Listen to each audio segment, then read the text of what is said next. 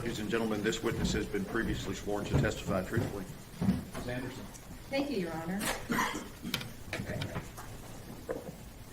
Now, Marie, we are going to call you by your preferred name and not provide any full name, but what I'd like you to do is just introduce yourself to the jury.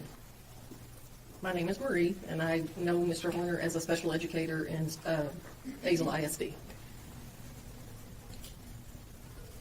What did you do at Azle ISD? As I stated, I was a special educator. I became the special ed department head, and I worked with students in the learning lab, or what some districts call content mastery, and also shadowed some students in classrooms. What is a learning lab or content mastery? It's a place where students can come to get extra assistance, maybe have things read to them, or explained to them further. And if you can pull the microphone just a little bit closer to you so we can make sure that everybody can hear you, okay? You a little nervous this morning? Oh, yes, ma'am. Tap that microphone. Okay. Is this your first time testifying? I've testified before. Anything like this, though? No. Marie, you mentioned content mastery and that kids can come there to get help. What kind of help would be provided in a content mastery setting? They might get reading assistance. They might also have things broken down or explained to them on a more basic level. Sometimes help with vocabulary. Can any student come to content mastery? Actually, in Azle ISD, any student could come to content. So we didn't just serve special education students. We also serve 504 students and general education students if they ask the teacher to come. Generally speaking, how many students use the content mastery program while you were there? That would be difficult to answer, I think. But, I mean, we had a large majority of students that used it, probably primarily 504 and special education students. But, I mean, on any given day, at any given hour, there could be 20-plus students in that classroom. You've mentioned 504 a couple of times. Tell the jury what a 504 is. 504 would be things like dyslexia, ADHD, things that can fall under special education, but if a student achieves to a certain level, they may be ARTed out, which stands for admission review and dismissal. But the thing that I believe is powerful about 504 is it does not go away when a child graduates, whereas special education does. Did Tanner Horner have a 504? He did not have a 504. He was a special education student. You mentioned that there could be upwards of 20 students in there. How many teachers would be available for those 20 students? What was the teacher-to-student ratio? Typically, there might only be one teacher in the room, but we also had 2 to 3 paraprofessionals that were there to assist as well. Were you ever working as an inclusion specialist while at Azle ISD? Yes, ma'am. And what is an inclusion specialist? That is someone who goes into the classroom to basically shadow the students. Oftentimes we would stay there while the lesson was given, but if they had an assignment to complete, it was at our discretion if we stayed in the classroom or if we actually took them to content mastery to complete that assignment. What would you do for them in the classrooms? Sometimes we were there just to help keep them on task, and at times the teacher might defer to us for us to give an explanation and to help teach a lesson. Tell me more about that. You said help explain the lesson or to even teach it. Why would a student need someone like you to teach the lesson that they have a teacher in the classroom that's already teaching it? Because we don't all learn the same way. Sometimes we need something explained in a way that we need things broken down. And I saw that as a benefit, not just to the special education students, but to all the students. When you were with Azle ISD, were you an inclusion specialist for Tanner? That's going to be hard for me to answer because I'm trying to remember when inclusion started. And if I were, he would have been probably on the beginnings of that inclusion support. Well, Marie, during your time with Azle ISD, did you work with Tanner? I did. And how did you come to know him? Basically, he would come to content and we would be there to help assist. So, let's say he came in for a history lesson or a science lesson, we would sit down and it wasn't typically just him. He probably came with a group, and we would sit down with that group and maybe read some of the content again with them, and then try to help them answer the questions that the teacher had sent for them to complete. When you first met Tanner, what was your first impression of him? He was a pleasant young man. Did he ever talk to you about his home life? Not a lot, but also remember I said I was the special education department head, so I probably attended, I can't swear to all, but the majority of his ARD meetings. And again, that's admission, review, and dismissal. So I got to know my students pretty well, so. How often would these ARD meetings take place? At least once a year, but sometimes on occasion, maybe more than that. When you have these ARD meetings, who attends? The guardian is always invited, obviously, a parent and or guardian. There's always at least one special educator in the room that has them in class, as well as a CTE teacher, their career-oriented teacher had to attend, and then obviously regular education teachers would attend. What is the purpose of the ARD meeting? To review a student's accommodations, to make sure that we're doing everything that we can to meet their needs in the classroom. When Tanner had his ARD meetings, do you recall who attended? As I recall, I might have met Mom on one or two occasions, but typically it was his grandmother that attended. And what were your impressions of his grandmother? She's a very sweet lady. Did his grandfather ever attend? Yes. And what was your impression of him? Again, he was always pleasant. Your Honor, may I approach the witness? Yes, ma'am.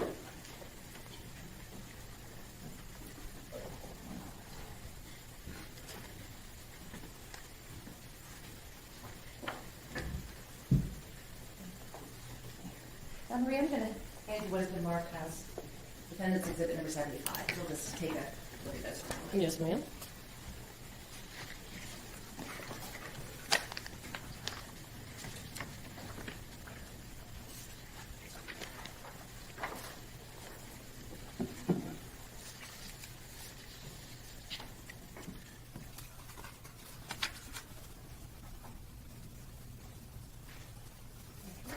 Now, what do you recognize Defendant's Exhibit number 75 to be? Well, it would appear to be his educational record and the districts that he attended throughout the time that he was in school. And it looks like he came to Azle in 6th grade. The defense offers Defense Exhibit number 75, which has been on file the requisite amount of time and has been previously tendered to the state. Look at what it is.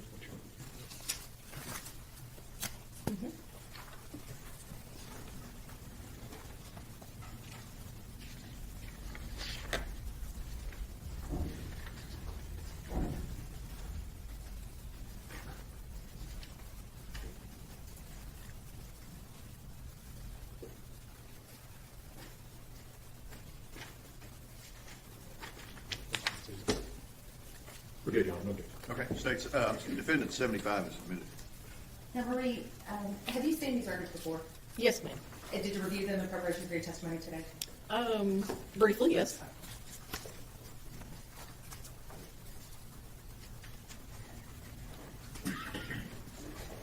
Now, Marie, when you were with Azle AISD, how did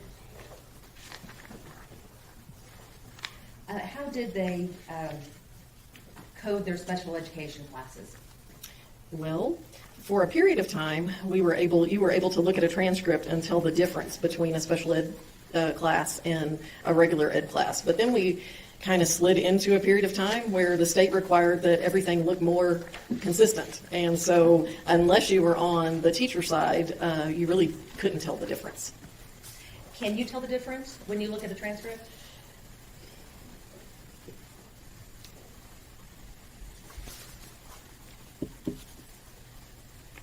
Or I guess, let me ask it this way. Can you tell us whether Tanner Horner was in special education classes?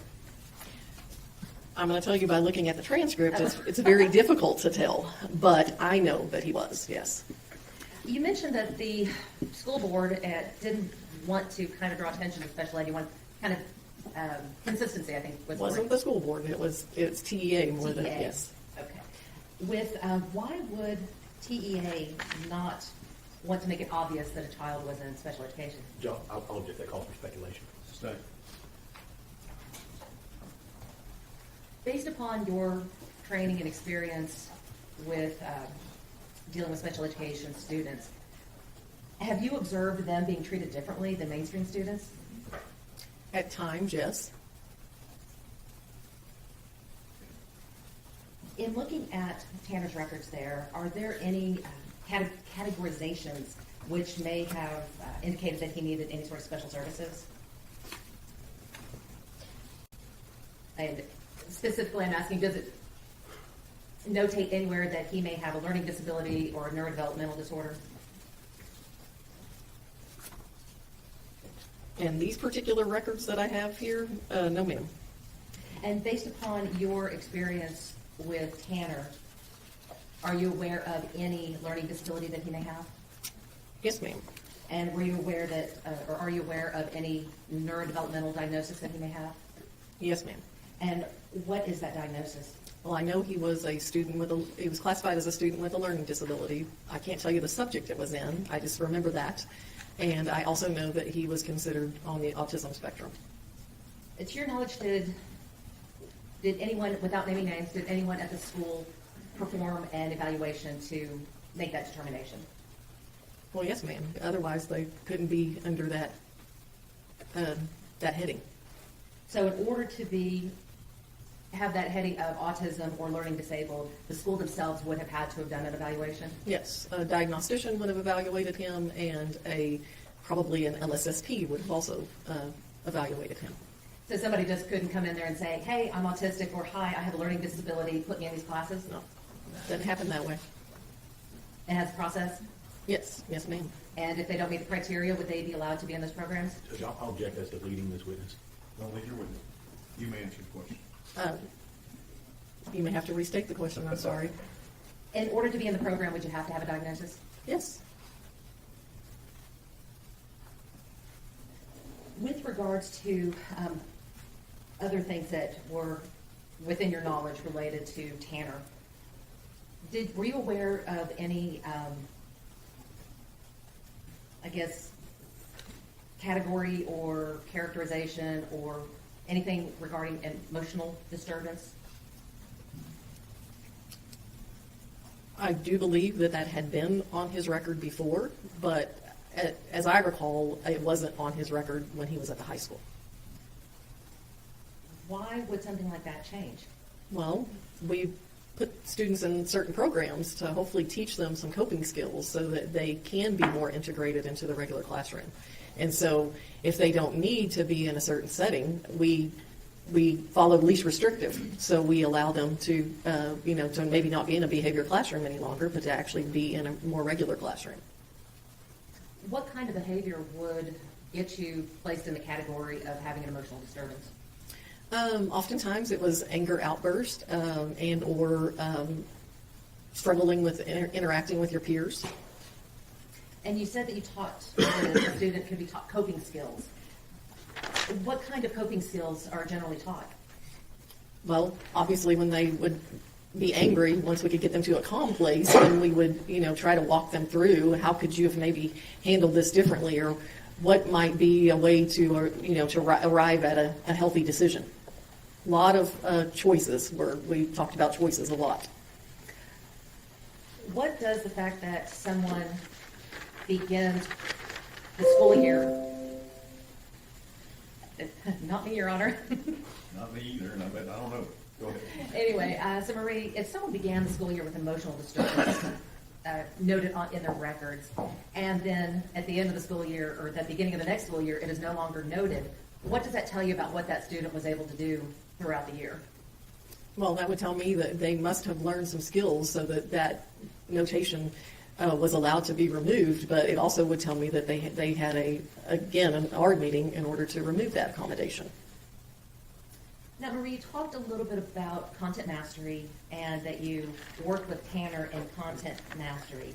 Do you recall what classes he would have needed help in? I believe he primarily used the lab for science and social studies because I'm pretty sure that he was in a more special ed setting for some of his core subjects due to them being subject to statewide assessment. What do you mean statewide assessment? Well, STAR testing now, but I believe he was probably under, can't remember. He could have been under text instead of STAR. Why would Tanner need help with this? Why would he need those content mastery classes? Oftentimes, they would read rather quickly and not necessarily glean from the written information the content that they might need to answer a question. And so oftentimes it was about trying to get them to slow down and actually look for, maybe read the questions ahead of time and look for the answer in the material that they were reading. Could you tell if it helped him? Oh, I have no doubt it helped him, yes. And why do you say that? Because he could be successful, whereas if he was left to complete the assignment on his own, not just him, but a lot of students would rush through it and not do as well. How long was Tanner in your content mastery classes? I feel probably throughout his high school career. When he was in your classroom, how did he behave? Typically, the way you should. But I do recall on occasions there might be times that he had to be redirected. What do you mean by redirected? Well, where we might have to say, you need to be on task, or, you need to act appropriately. You need to, again, make good choices. Think about what you're doing, what you're saying. Were there ever any instances where he failed to act appropriately? Yes, but typically with him, once he was redirected once or twice, he did what he was expected to do. Did you find that he was easy to redirect, Usually, yes. but not always? Not always. Is that typical for a teenage boy? Well, yeah, I would say so. Now, Marie, you had the opportunity to watch Tanner throughout his 4 years of high school. I want to talk to you about his ability to reason through things. How would you describe Tanner's ability to reason through his problems or problem solve? He usually could come to a good conclusion given enough time. But if he felt pressured to have to make a split second decision, he didn't always make the best choice. And that's where those redirections would come from. And if there were no redirections, what would happen?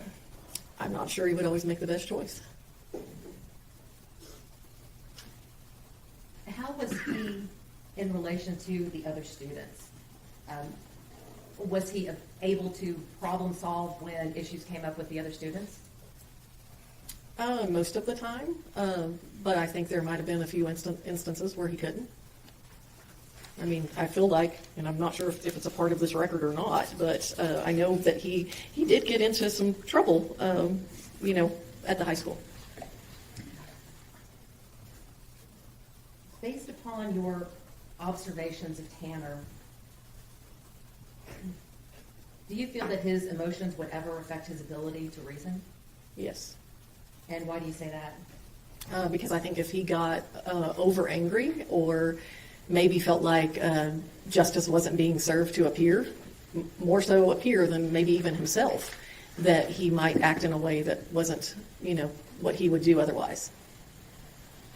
Did you ever see him act out in that manner? Yes. How often did you see that with Tanner? It was pretty rare. Maybe once or twice in the time that I recall him being while he was at the high school. In the 4 years that you spent with Tanner, did you ever see him get physically aggressive with anybody? I know there was an instance that happened, but I don't believe I saw it. I don't think I witnessed it. When Tanner would become upset or have these instances that you were talking about, was he able to calm down on his own, or would he need someone else to help him? He oftentimes needed someone else to help him. What would that someone do to help calm him down? Well, sometimes it's about not talking and just providing a safe place to be until he was in the right frame of mind to talk about the circumstances, and maybe then help him frame what a better choice might have been. Were you ever one of the people that helped calm him down? I feel like on at least one or two occasions, yes. Now, Marie, you talked a little bit about disciplinary records and said that you felt that he had at least one incident. In looking at the records, can you tell whether or not, or how many instances there were of fighting or mutual combat? It looks like there are 2 on this record. A lot of the others are really more about, like code of conduct, which might be dress code or something like that, and not necessarily a physical altercation. I think there's only 2 fighting or mutual combat on here. Well, let's talk about the fighting and the mutual combat. Can you tell from the records what happened during those altercations? No. Can you because- tell who started it? No. What kind of policy did the school district have at that time regarding any sort of physical contact like that? Zero tolerance. So if two people got in a fight and one person was defending himself, would they still be tagged with fighting or mutual combat? Yes. And from these records, can you tell whether or not Tanner was acting in self-defense in those cases? No, ma'am. Can you tell if he was acting in defense of a third person in those cases? No, ma'am. Just if there's any sort of contact, that's what it's labeled as? Yes. And it doesn't matter who starts it? No. You mentioned the code of conduct violations. Let's talk about that for a moment. You had mentioned that Tanner had several code of conduct violations on his record. For what can a student get a code of conduct violation? Well, it could be dress code. At that time, it could have been that they came to school and needed to shave and refused to shave, and then we had to, make them shave. I can't remember if he was under our ID policy or not, but it could have simply been that he didn't have his ID on if that was required. So when we're talking about code of conduct violations, we're not talking about any sort of violence, are we? Typically not. No, that's going to be more of the fighting and mutual combat.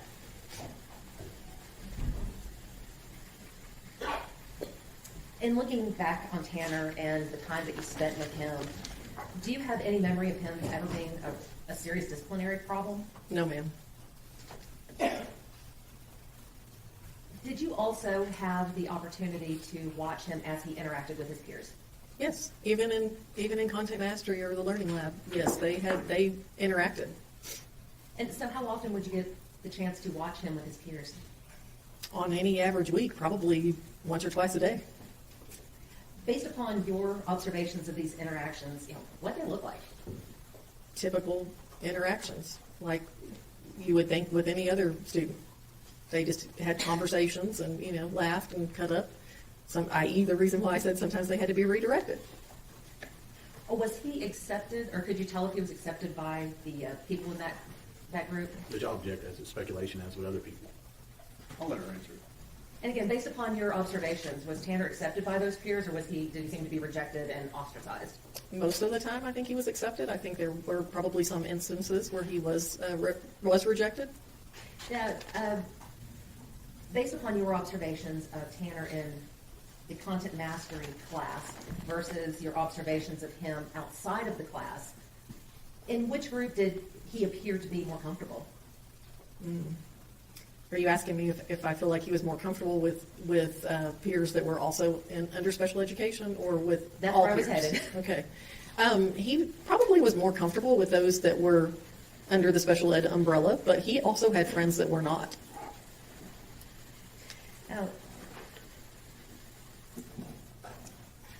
did you ever see any instances where Tanner had difficulty fitting in, or he was teased, or, I hate to use the word bullied, but, kind of mistreated by other students? Well, I think there were probably times in the hallways in the mall area, the way Hazel High School is set up, maybe in the cafeteria, where he wasn't always treated as he should. And a lot of times we would not intervene unless it escalated to a point that we felt like we needed to, because they have to learn how to manage those relationships. You talked about Tanner being in the content mastery, and you talked about having him for 4 years. Did Tanner ultimately graduate from high school? Yes. Based upon your observations and your interventions with him, could you tell whether graduating from high school was an easy task for Tanner? I don't think it was an easy task, no. Why do you say that? Well, because an average kid struggles, but I think a student under the special ed umbrella struggles more, because it's hard for us to level the playing field and make sure that they have the accommodations that they need to be successful. When a student graduates from high school and they've been in these classes such as having an inclusion specialist or having special education programs or being able to get content mastery, is that the sort of thing that follows them when they graduate? No, ma'am. A lot of people don't know this, but special education ends when a student graduates, and they're expected to acclimate and fit in and just move along through society without accommodations that they've had for in his case, more than 4 years. So looking back at everything, was Tanner more able to complete his tasks when in a structured environment? Absolutely, Was he more able to be redirected while in a structured environment? absolutely. Or was he able to overcome the emotional disturbance label that he was given? I think so for the most part. The last thing I wanted to ask you about, Marie, is you had said that you thought Tanner was a good kid. Why did you think he was a good kid? He was always pleasant to interact with. Not all the students that came to Content Mastery were. Some of them were pretty much forced to come maybe by the teacher. But he always came willingly and typically, like I said, would accept redirection and complete the tasks that he was sent there for. I'll pass the witness, Your Honor. Cross-examination. Thank you, Your Honor. Marie, it sounds like to me, and by the way, my name is James Stanton. I'm the district attorney for Wise County. Nice to meet you. I saw you sitting back there. I didn't have a chance to introduce myself to you. So good to have you here today. I'm going to go over a couple of things with you. It sounds like at Azle ISD that there were a lot of programs out there for all the students. Yes, sir. To help them with certain subjects. Is that right? Yes, sir. And we talked a lot about the content mastery, but it sounds like to me there was a bunch of kids, whether they were in special education or not, there was a lot of kids that were in content mastery. I would reiterate that is true. They could come, but the majority of the students that came were 504 or special ed students. Right. That had trouble with a certain subject or needed a little extra help. Yes, sir. So in addition to what they were getting with their programs in the school, whether it's a 504 or special ed, they had you and people like you that were helping them additionally Yes. with these types of classes. Mm-hmm. Okay. And so in this particular case, did you work in the high school the whole time, or were you in different places? During his time, I was only at the high school. Only at the high school. Okay. And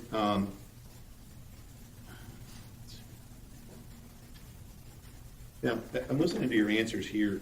Do you feel like you have a pretty specific memory of the defendant, Mr. Horner, in this case? Yes, sir. Okay. Because it's been a couple of years. Mm-hmm. It's been a few. So let's talk about that a little bit. I think you referred to him as, it sounds like when he was attending your classes and things, he was able to listen and learn like the rest of the kids. Is that right? For the most part, yes, sir. I think we talked a little bit about him being redirected, but I'm going to guess he probably wasn't the only kid in there that needed redirection. No. Okay. And that was, it seems like to me from what you're saying is that probably most of the kids in there may have needed a little redirection. Yes, sir. Or maybe a little assistance with their focus. Yes. Okay. Now, when you're talking about that and he's in there, you don't have any specific instances of him having any inability to interact with the other kids in that group setting, do you? Well, I was actually thinking about that this morning and even last night. I recall at least one incident where not just myself, but one of the paraprofessionals in the room, and oftentimes, I mean, it didn't matter who the kid was. We would say, "Hey, look at me. Is that the right choice? Is that what you should be doing?" And like I said, my colleague had to do it as well. But usually he would calm down and take the redirection and move on. All right. Now, you talked about him in the group setting. It seemed like you had a pretty specific memory of him interacting with his peers, mostly accepted by his peers, and even I think you said he had friends in that group. Is that right? Yes. Kind of like any other kid. Yes, sir. Now, I won't get into this too much. We talked about incidences of fighting or conduct and the whole zero tolerance. There's also to ask you about defending people and other things, but what it also doesn't say is whether or not somebody actually did start it and was assaulting someone else. Yes. Yeah. The record is very vague. Right. So, and it sounds like to me you had quite a bit of interaction over a 4-year period with Mr. Horner. Is that right? Yes.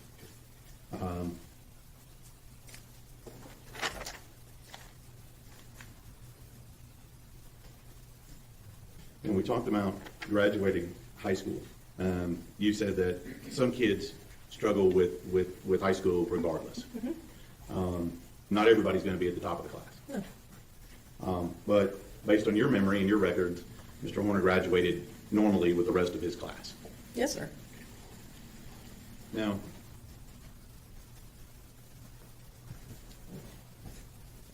at some point, you'll agree with me that your training and your help for the particular student is going to go away because they're 19, 20, 22, 23 years old, right? Well, special education technically in the state of Texas ends when a student turns 21. Okay, thank you. But regardless, people are going to grow up, right? And at some point, they're responsible for their own actions, right? Yes. The school can't just be responsible for them when they're 30. No. Now, trying to make sure I cover all this here. And I didn't use your name. I referred to you as ma'am. Is that okay? That's perfectly fine. Okay. I'm a little old school, so.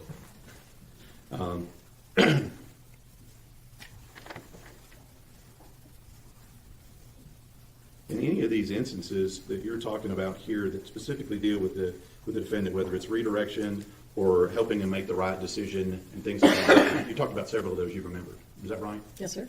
And you said with all of those, you were able, even through high school, to get him redirected and get him back on task, so on and so forth. Is that Yes, right? sir. Okay. You didn't note any instances in there where you were unable to do that? No, but again, I'm going to go back to the code of his disciplinary record. There must have been at least 2 incidences where redirection didn't work because, he has a violation of fighting in mutual combat.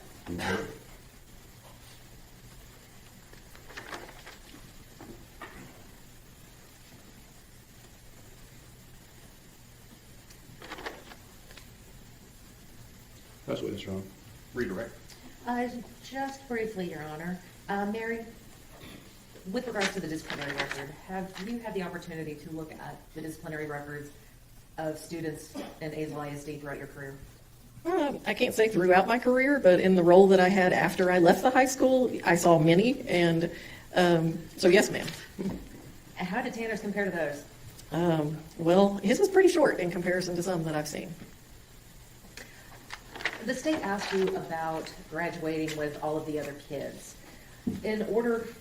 While Tanner was in high school, did he have accommodations? Yes. And tell the jury whether you feel he would have been successful in graduating without those accommodations. No, ma'am. I don't think he would have been successful without them. So the only reason he graduated was because of the interventions of you and your team?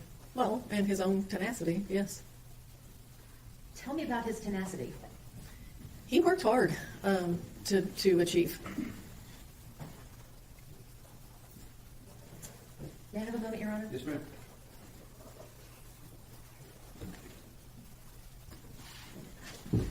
Nothing further. Thank you, Marie. Mr. Staton, Brother, you're on. may this witness be kindly excused? No objections. Thank you, ma'am. Yes, leave those with me. Okay. Who do you have next? Gary Beatty. Is the witness, where's the witness? He's in the back.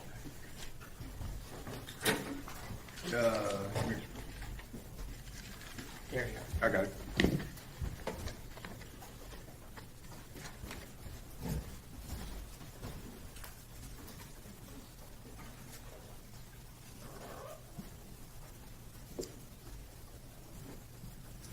Good morning. Raise your right hand for me. You solemnly swear or affirm testimony given this cause to be the truth, the truth, and nothing but the true self you got. Yes. Have a seat right here. First of all, hand me that document that's right there in front of you, okay? There's a rule of evidence in effect that says you cannot be in court unless you're testifying. Once you have testified, don't discuss your testimony with anyone else except the lawyers, okay? Yes, All right, Mr. Bill. Thank you. Good morning. Good morning. Steve Oval, one of Tanner's attorneys. I don't know if we've met. But I need to make clear, we're just going to call you Gary for today. Yes. Is that right? And were you subpoenaed to be here? Yes, And that was by us. yes. How do you know Tanner Moore? He was part of our church a number of years ago. And what's your role at the church? I'm the lead pastor. Do you remember about how old he was when he started attending? I don't recall exactly what age it was, no. Okay. What were your impressions of Tanner while he was attending the church? He was like any other kid. I'd see him walking up and down the halls. He was part of I think he started kind of in our youth ministry from the beginning. I think junior high, maybe somewhere around there, I'm not sure. So, he was a kid like everyone else. We were aware that, he had a form of autism a little bit, and so there were moments we dealt with that, but as far as being loved by our church family and our people, he was. And so I assume he wasn't, or you tell me, was he disruptive or anything? Is that what you're saying? No, he wasn't disruptive. There would be times where something would happen that was out of the ordinary for him, and he would get upset, but he wouldn't take it out on others. He took it out on himself. He would hit himself, just that was kind of what he did. As the pastor, were you able to have one-on-one conversations with Tanner? Yeah, anytime you see a kid, especially as he got into high school, that is kind of becomes a loner, as a pastor, even as a man, you want to try to help someone like that. So we would have conversations and try to speak into his life, and help give some guidance and direction, find out where he was at. Yeah. And did he participate at church? Yes. Did you have programs that he could be involved in, and what would they be? So at the time, in our youth ministry, we had what was called, it's fine arts. It's a big form of competition for teenagers of all ages from all over the United States. And we had a stomp team that has drums and then different kinds of equipment. And so we had won state and won nationals. And Tanner, he was kind of a loner, trying to find his place, being a little awkward at times. I don't think he knew where to fit in. But when he got on that team, because he had to try out for that team, he didn't just get on it. He made it, and I think that gave him a sense of belonging. And then the senior students around him were strong Christians and had known him and knew how to work with him, and so he became part of that team.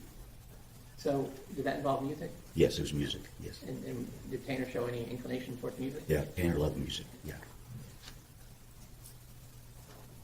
Now, was there a point in these competitions where something went wrong and got him a little frazzled? Yeah, so we won state, and we made it to the national competition. These competitions, there's 12 to 15,000 students. Not all of them are competing, but it's a large group, ranging from doing vocal solos, a number. But for our team, they had practiced, and it was time to go in. We went in, and I can't remember if he forgot his stick or his stick broke. You broke it, yeah. He broke his stick, so the routine had started, and you got these judges sitting in front of you. It's pretty intimidating, but they prepared, and his stick broke. And when it did, it put him into a panic. I think a lot of it due to his autism a little bit, but also just letting the team down.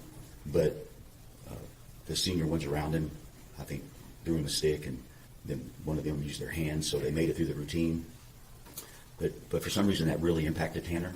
And as soon as it was over, he ran out of the room, and you could tell he was upset and angry, but he wasn't violent toward anybody. He was just really upset with himself. Yeah. But that's something that could have happened to anyone, right? Yeah. When you're in high-pressure competition like that, and you've won nationals before, yeah, the pressure can get to anybody. But Now, I mean in terms of like the stick breaking on stage. yeah, stick, that has no control over that. Right. Yeah. And he didn't see it that way. No. For him, it was, since it was not in the normal routine for him, he didn't know how to deal with that. Now, you talked about this team was kind of competitive. You had to try out to get on. Yes. Did it require a lot of practice? Yes, sir. Lots of practice. So they were there about how often during the week? No. It depended on how intense the competition was, and then on the group. But that particular year, we had some very strong drummers and musicians, so I would imagine they practiced 2 to 3 times a week. That would probably be the average. And how long have you been at your church? 29 years. Do you remember who attended church with Tanner? It was Bill and Jackie Harbison, And who were they? his grandparents. Do you know who was raising Tanner when he was attending your church? Bill and Jackie, yes. And what were your impressions of them? Bill and Jackie were really good people. When they were attending our church, yeah, they were very good people. They were very connected in our church family, loved our church family, and just good, solid people. Now, just from your knowledge, did you know why they were raising him? Yes, Tanner's mom was pretty much not present. She was in and out of his life, a lot of drugs. And I think she'd been in prison or jail a few times. So I didn't get to interact with Melissa very much, but was aware of her history, yes. But you did meet her at some point? Yes. Just did she not attend regularly like No, Bill and Jackie no. and Tanner? No. If she was out of jail or would happen to be home, she might come on an Easter or something like that, but there was no regular attendance and no connection at all. Did Tanner's sibling attend too? Yes. And you say you remember him? Yes, vaguely. I didn't know him as well, but yes. Okay. Was there some point where Bill's kind of attitude for the church changed? Yes, so Bill was, up to that point, he was a very loving, we would laugh. I mean, he was just a really good guy. The VA changed his medication, and he became a different person. Like, it was noticeable. He became angry, agitated when he'd show up to church. It just wasn't the same Bill. Tried to have conversations with him. He didn't want to have a conversation. And so he just behaved in a way that wasn't normal. Yeah. Was there a specific incident that kind of ended that relationship? Yeah, so we tried to talk to him, but he started bringing a bag to church. You carry a bag. And at some point, you have to figure out what's in the bag. So our board, at that time, our security team was a little bit different. They're a lot more intense now, but they finally had to talk to Bill. And the sack had knives and stuff in it. And to him, I don't know why, he thought it was just normal. So when he was told he couldn't bring those to church anymore, he was already upset, but that kind of set him to the edge. Did Jackie stop attending when Bill did? I can't answer that. Well, let me put it another way. Did you have an interaction with Jackie after Bill quit coming? Yeah, Jackie would reach out right after that, and she understood something was wrong with Bill, but I don't remember how long she attended afterwards. But we'd have conversations trying to just help her deal with Bill as well as Tanner and his brother. Now, you said we've been talking about kind of junior high and high school for Tanner. Yes. When did you last have contact with Tanner? My last contact was after the incident that we're dealing with now. But when he got into high school, Yeah. and he was able to drive on his own, he didn't come all the time. He kind of had his own life and was developing that, but he would still come off and on. I think after graduation or right before graduation, we present a Bible to every senior, and he was there the day we presented his Bible, and that was a big moment. So I think as a pastor, that was probably one of my last encounters with him that I can remember, yeah. And then you said you had an encounter with him after the incident. Yes, sir. Did he initiate that, or you, or how did that happen? I believe he initiated it, so I received a call that he wanted to visit with me. And so, as a pastor, we don't always get to do the easy things we do what we're called to do. So I met with him and just wanted to make sure he was okay and wanted to make sure he understood, really what had happened. Because with his autism, and I don't know what range of the spectrum he was, but connecting things together was, sometimes you had to really help him connect that. So I just felt like, all right, number one, I need to go pray with him. And then two, I want to make sure he understands fully what went on. So we went and we had a good conversation, I felt. And talked about the reality that, as far as his physical life, it was never going to be the same. And so the only way that he was going to get through that is if his spiritual life, if he, really turned his life over to God, he was going to need God's strength to get through all that he was going to face. But his life was never going to be the same physically, but spiritually, I wanted to make sure that his heart, his soul was taken care of. And you said you did have a chance to pray with him? Yes, so I talked to him. We prayed the sinner's prayer together. Then I believe he requested a specific Bible. I can't recall if that Bible was actually delivered. I don't remember. I want to say we did, but I can't remember. I understand, and that's been a little bit of time. That's right been after long. when it. Yeah.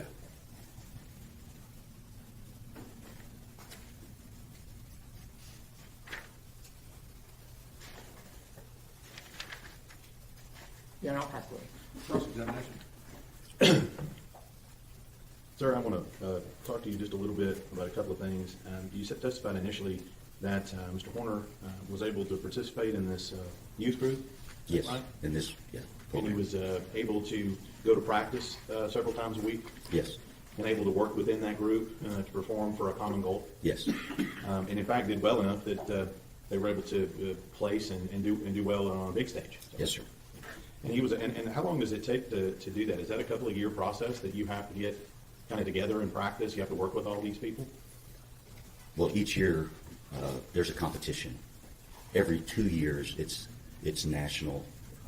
It's national every year, but every 2 years it's really big because it's a convention where all the pastors from the United States as well as youth groups from all over the country meet. Right.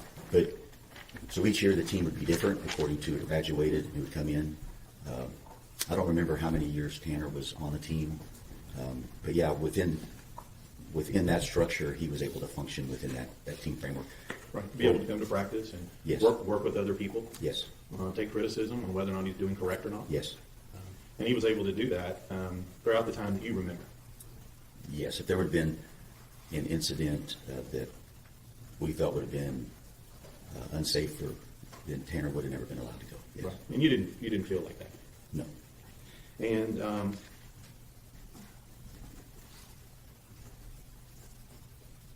it sounds like that you guys at the church were ready, able, and willing to provide Tanner and his family with whatever support they needed. We did our best, yes, to help Bill and Jackie. Right. And They're raising their grandkid, right? yes. And I'm going to speculate here a little bit, but that's probably not the only grandkid you've seen in the lately raised by grandparents.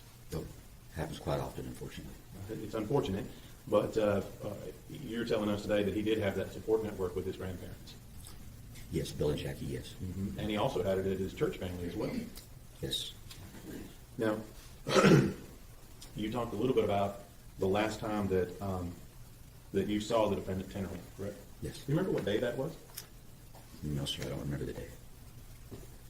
And you said that you talked to him, and I think that you said you wanted to understand what had happened. No, I wanted to make sure he understood the severity of what happened. Well, let me just ask you, in that conversation, what did he tell you happened in this case? Sir, I can't remember. I honestly don't remember.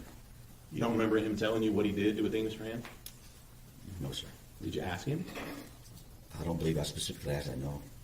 I knew what happened, and so I just want to make sure he understood what happened. Let me ask you this. You said you knew what happened. Yes. What did you know what happened? All I knew at that time was what had been out, and that is he was driving for, I think, FedEx and had hit Athena, panicked, and then did what he did. That's all I knew. And that's what you discussed with him, about what you knew had happened. Yeah, I don't know if we got into specifics. I really don't. Okay. I just wanted him to understand the severity. Like, look, Tanner, this is real, and this is not going away. And I wanted him to understand that. Do you know now that that's not what happened? Yes, sir.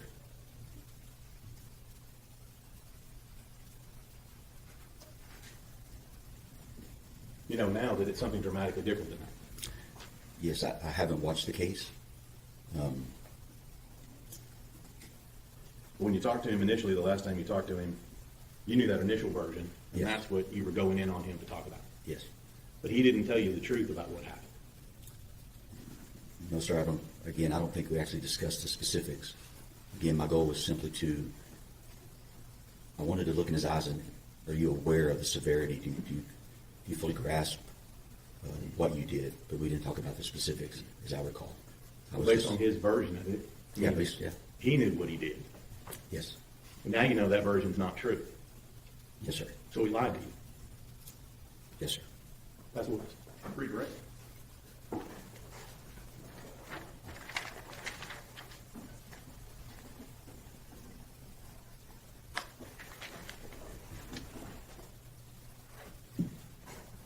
Now, at that time, you knew that Tanner had caused his murder, Yes, so your conversation was based on that premise.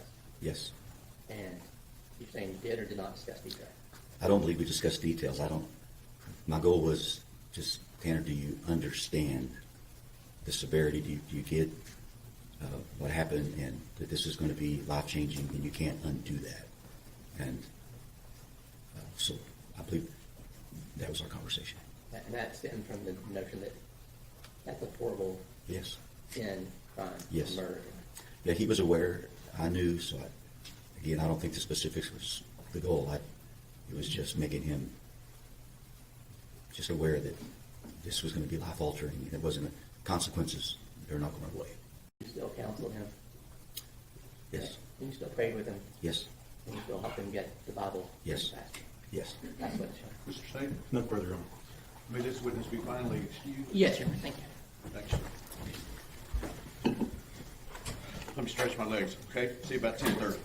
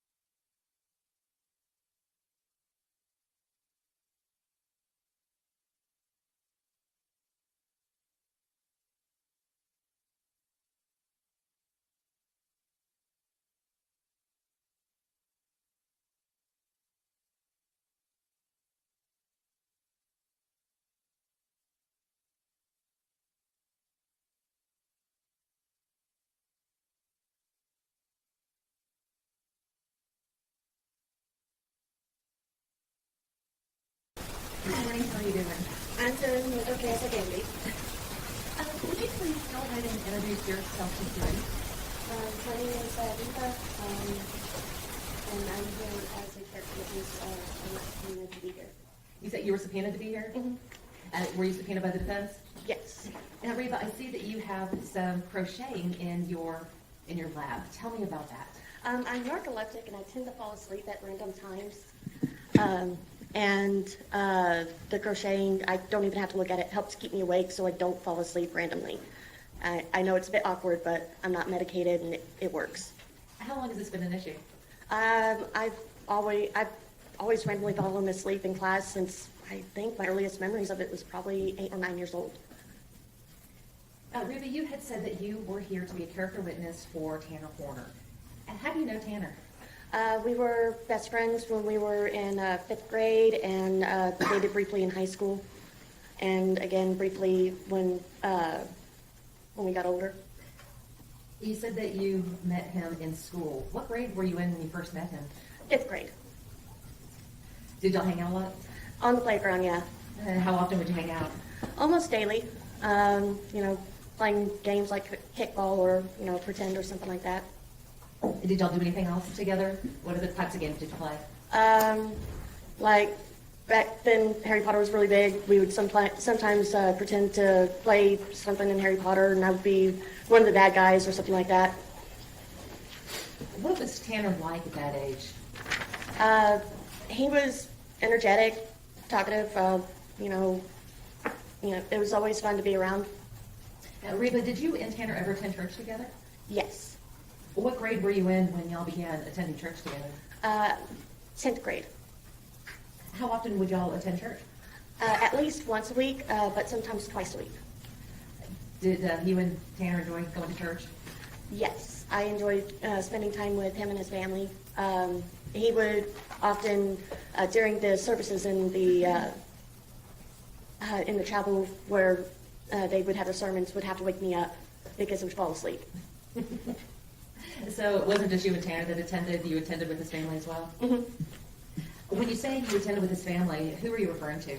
His grandmother, his grandfather, and his little brother. You said that you had originally met Tanner when y'all were in the 5th grade. Did you stay friends with him throughout high school? Yes, Did y'all attend high school together? yes. What was Tanner like in high school? About the same. I mean, he was insecure about being in choir because his voice was changing. Were there any other things that he was insecure about? That one was the main one. He wanted to focus more on playing instruments and things like that. Try to have a music career when he grew up. When y'all were in high school, were you still hanging out together the same amount of time that you did when you were in elementary school? A little bit more. We had more freedom to be like going out to the mall and things like that. And what kinds of things would y'all do in addition to going to the mall? Sometimes we went out to eat with his grandparents, and it was really mainly going out to eat or at the mall or hanging out at his house. Well, you said that you and Tanner had briefly dated while you were in high school. Yes. Tell me about that. He was always really sweet, real gentlemanly. Again, this was a long time ago, but I enjoyed spending time with him back then. Well, how'd y'all make that jump from childhood friends to high school dating? He admitted to me that he had a crush on me, and I'm like, why hadn't you asked me out? Because I'm the type that, the other person needs to make the first move. I don't really catch the hint. Well, what was he like as a boyfriend? He was sweet and endearing back then. He was very supportive and seemed real protective back then of me when things were bad. When things were bad? Were things often bad for you? On occasion, yes. I had issues at home sometimes, and the kids at school liked to tease and make fun of me behind my back. And whenever he was around, it didn't seem to happen as much. As a boyfriend, did Tanner treat you well? Yes. Was he ever physically violent to you? No. Ever raise his voice to you? No. Did he ever pressure you into doing something that you didn't want to do? No. Oh, why did you two break up? I pulled a really dumb move on my part and wanted to date somebody else instead. And so I broke up with Tanner to date another person. How do you take that? Not too well. Why do you say that? He was upset, and he had every right to be upset. He, chased me and the other guy on after school across the streets. Well, did you think that he might hurt you? Hurt himself because of the breakup? No, I didn't think about that. I was more afraid of the emotions rather than the actions. With the after the breakup, did you still see Tanner? After the breakup, he did come to my house one time to ask, for clarification of what was going on. And he walked about 20 miles to my house, and I was more concerned about safety than the fact that he showed up. When you say safety, whose safety? His safety, because that was walking from Lake Worth all the way to Lahona, which is between Azle and Springtown. Oh, what kind of road is that? 199, and it's pretty busy. So when you say that you were afraid for his safety, was it just his safety while walking? His safety while walking. Well, after the breakup, did he seem to be depressed? A little, but after a while, we were still able to maintain some sort of friendship. And he said that he walked almost 20 miles to your house. Yes. Wanted some clarity Yes. about the breakup. Mm-hmm. What did you think of this gesture? At the moment, I was just shocked that he walked that far, and I was more afraid of him getting hit by a car. So I didn't really think too much of it other than, are you okay? But you weren't worried that he was coming out there to harm you or anything, were you? Mm-mm. At some point, did you marry? Yes, I did get married to another man. After you married, did you maintain contact with Tanner? Off and on, yes. Are you and your husband still married? By technicality, yes. Have y'all separated? A long time ago. About how long ago? When he first wanted to separate, let's see, that would be about 15 years when he first wanted to separate. And the full separation was about 13 years ago. After you and your husband separated, did you get back into contact with Tanner? Yes. Why did you do that? Well, we were already talking back and forth for a while, like I said, throughout the relationship that I had with my husband. He, when things got bad, I would vent to him or, just catch up. Did you ever pursue him with a romantic interest involved? Yes. Was Tanner interested in dating you at the time? No, he wanted to keep it more friends with benefits type thing. And what do you mean by friends with benefits? Not exactly dating, but, still kind of together. How did you feel about that? Were you okay with it? I was okay with it, but I did try to pressure for more than just that. When you say you were pressuring him for more than just that, what kind of relationship did you want? I wanted exclusively dating because I wanted to be with somebody who I could be safe with or who I felt that I could be safe with. At some point, did y'all begin a relationship like that? Yeah, sort of. So I would say we kind of dated again. Was this Tanner and Reba 2.0, was that different from your high school dating? Not really. I mean, other than, just being adults. When you look back on comparing the two relationships, as the adult, do you feel that you two were more mature at the time? When we were adults, yes, we were more mature. Do you think that y'all had a greater level of emotional intimacy? Yes. Now, when I ask about emotional intimacy, what does that mean to you? Being able to confide in one another and not have judgments on what the other person did. And is this something that Tanner was able to do? Yes. And how would he show this level of emotional intimacy with you? We'd sit up late at night and talk or,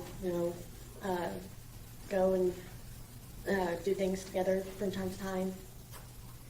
Now, Rebo, in addition to emotional intimacy, was there a new physical intimacy? Yes. Did he ever pressure you to do anything that you didn't want to do? Never. Did he always ask for consent before something happened? Yes. Was that important to you? Yes.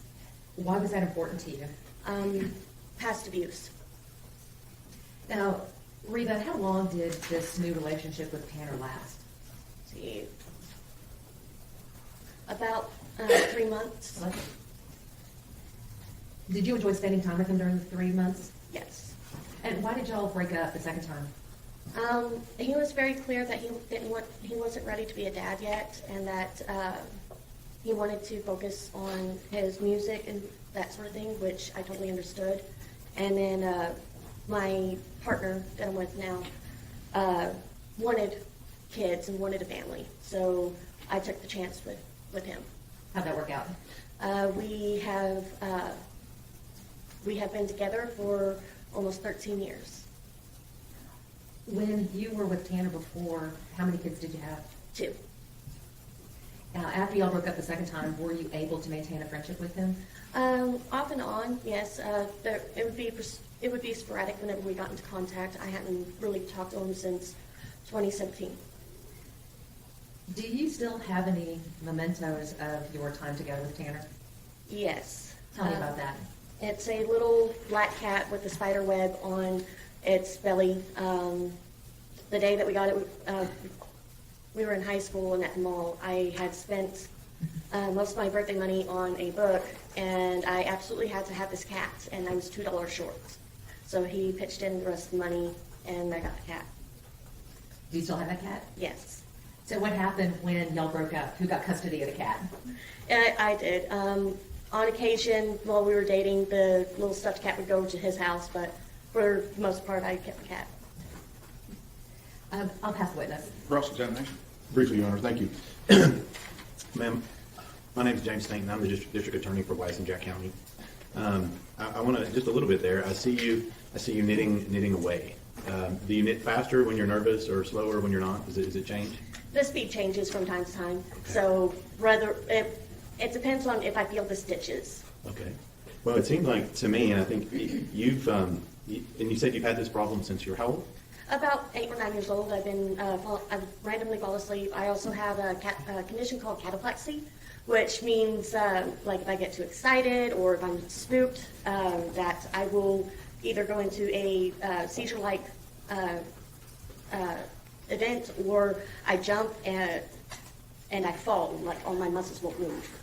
Well, I'm gonna tell you, I'm not gonna do any of that to you today. Okay.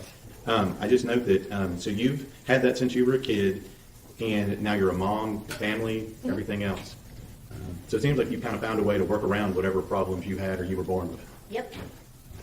Now, you did talk a little bit about an instance that you got the new boyfriend, and you said that Mr. Horner had chased you and the boyfriend.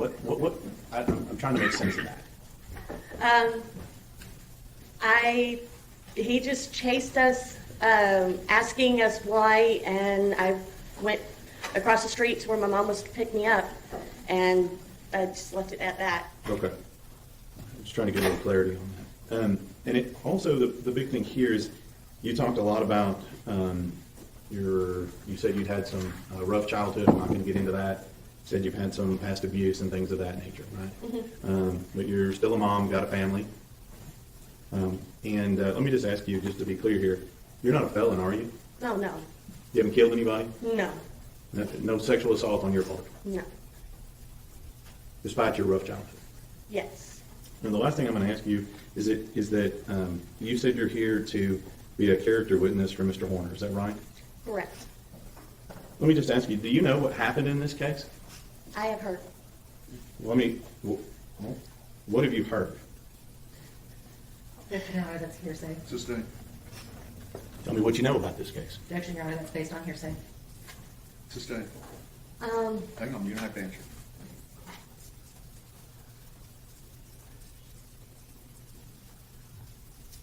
So as part of this case, have you talked to the defendant at all as part of this case?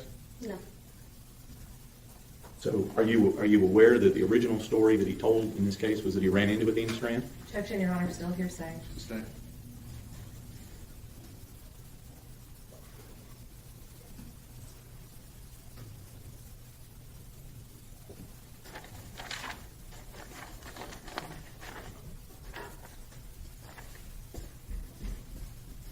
Pass with us. Redirect.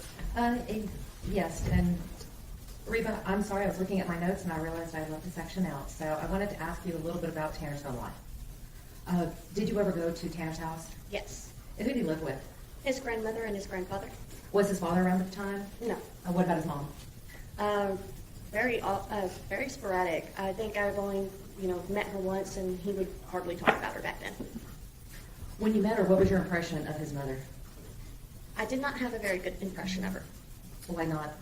When I did meet her, we were going to Six Flags together, and I don't think she was in the right frame of mind at the time. And my parents were very strict about having adult supervision, and every time she drank off, we would have to go and find her, and it felt almost like babysitting. What did you mean by not in the right frame of mind? I don't think she was sober.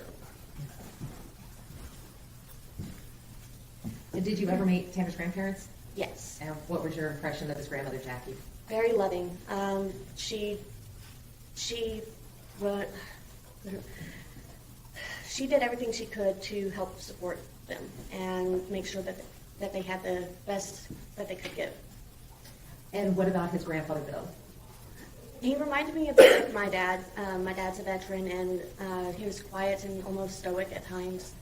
So I really didn't talk to him much. He just sat there and was really quiet. Were you around or let me back up, were you able to see any interactions between Bill and Tanner? Not really. I mean, there was maybe one time that I remember when I went over to his house, and it was really early before church, and that morning Tanner was really abnormally quiet, and I could feel like his grandfather was a little upset or angry that morning. He didn't say anything. There wasn't any actual interaction while I was there, but you could just feel the emotions in the room. Were they good emotions? No, they didn't feel like they were pleasant emotions. Okay, I'll pass the witness. Mr. Stanton, Nothing further, Your Honor. may this witness be finally excused? No objection. Any objection from the state? No. All right, thank you, ma'am. Just come here first, real quick. Yeah, I was going to say, counsel.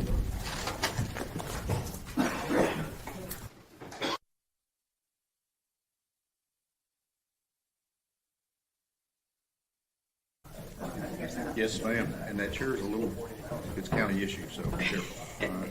Thank you for that. Raise your right hand, solemnly swear or affirm testimony given this cause to be the truth, whole truth, and nothing but the truth, so help you God. Rule of evidence in effect says you can't be in court unless you're testifying. Once you have testified, don't discuss your testimony with anybody else except the lawyers. Okay. First and last name for the court reporter and spelling. My first name is Amy, A-M-Y, and my last name is Fritz, F-R-I-T-Z.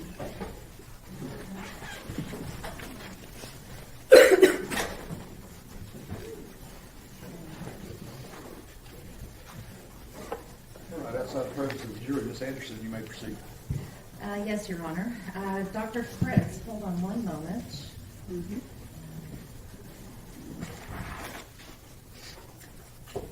May I approach, Your Honor? Yes, ma'am.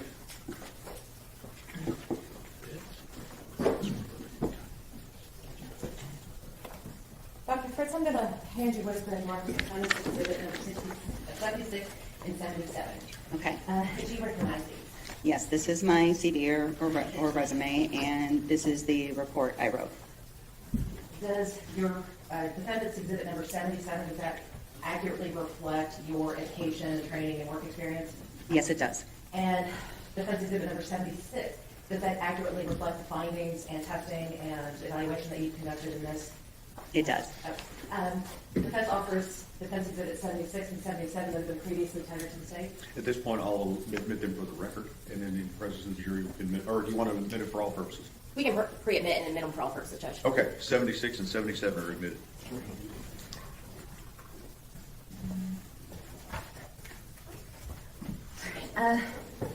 Dr. Fritz, your CV has been offered to evidence, so I'm not going to ask you about your credentials during this. But I did want to ask you, what were you asked to do in this particular case? Sure. So I was contacted by the defense in order to opine on whether Mr. Horner has autism and the social communication traits that are specifically associated with neurodivergence. Did you perform any autism tests to diagnose autism? No. So as a speech-language pathologist, it's not within my scope to make that diagnosis of autism in most states. And I can, however, talk about the social communication aspects, which are like half of the diagnostic criteria from the DSM. Half the diagnostic criteria for what? For autism spectrum disorder. In your line of work, how common is it for an expert or for a doctor to rely upon the reports and findings and test results from other experts? I would say somewhat regular, especially somewhat common, especially in the forensic world. And what about in the clinical world? I would say in related fields. So, for example, some of my clients have comorbid medical conditions or mental health conditions that are important for me to know more about. When preparing for this case, did you meet with Tanner? Yes, I evaluated him across 2 days, evaluated him in the jail, and I believe I was there for about 4 hours one day and 3.5 the next. During this time that you spent with him, did you conduct any testing of your own? Yes. So, unfortunately, my field doesn't have a lot of standardized assessments that are appropriate to give to adults over the age of 22. There are profiles that are very helpful, and there are some instruments that we can use to provide age equivalencies or other information that's somewhat standardized. So I did perform both informal and formal assessment, as well as observations, record review, and interviewing with the client himself, as well as his grandmother. With regards to the testing that you did do, are those the kinds of tests that are generally accepted in your field? Yes. So the ones that I gave are all very mainstream assessments. So 2 that are standardized for somebody of Tanner's age were the Peabody Picture Vocabulary Test, as well as the Expressive One-Word Test. Those are both vocabulary assessments. And then I gave the clinical assessment of language fundamentals. That is actually, the clinical evaluation of language fundamentals. That's actually Okay, hold on, you're talking really fast. Sorry, sir, I'm a little nervous. Well, don't be nervous, because I gotta slow down for she you. might throw paper clips at you here in a minute. Oh, no, I don't want to get assaulted here, so let me slow down. Well, let me ask you this, Dr. Fritz, are all Yeah. the tests that you performed, are they set out in the report that has been admitted into evidence? They are, yes. What I'd like you to do now is just kind of give us a little brief summary of your findings based on all of the testing and observation and interviews that you did. Sure. So I would say in its most broad scale, I diagnosed Mr. Horner with mild to severe receptive expressive language disorder. That's a strange diagnosis because it is so differential to say mild to severe, but Mr. Horner has some pretty splintered language skills, so some aspects are he's much more competent in than he is in others. And then I also diagnosed him with what's called symbolic dysfunction relating to pragmatic communication. That's a fancy way of saying that he's got a profound social communication deficit. And that's secondary to his organic autism spectrum disorder diagnosis. So let's talk about these diagnoses. Have you been asked to give an opinion as to how these diagnoses may have impacted Tanner, not just throughout his life, but through the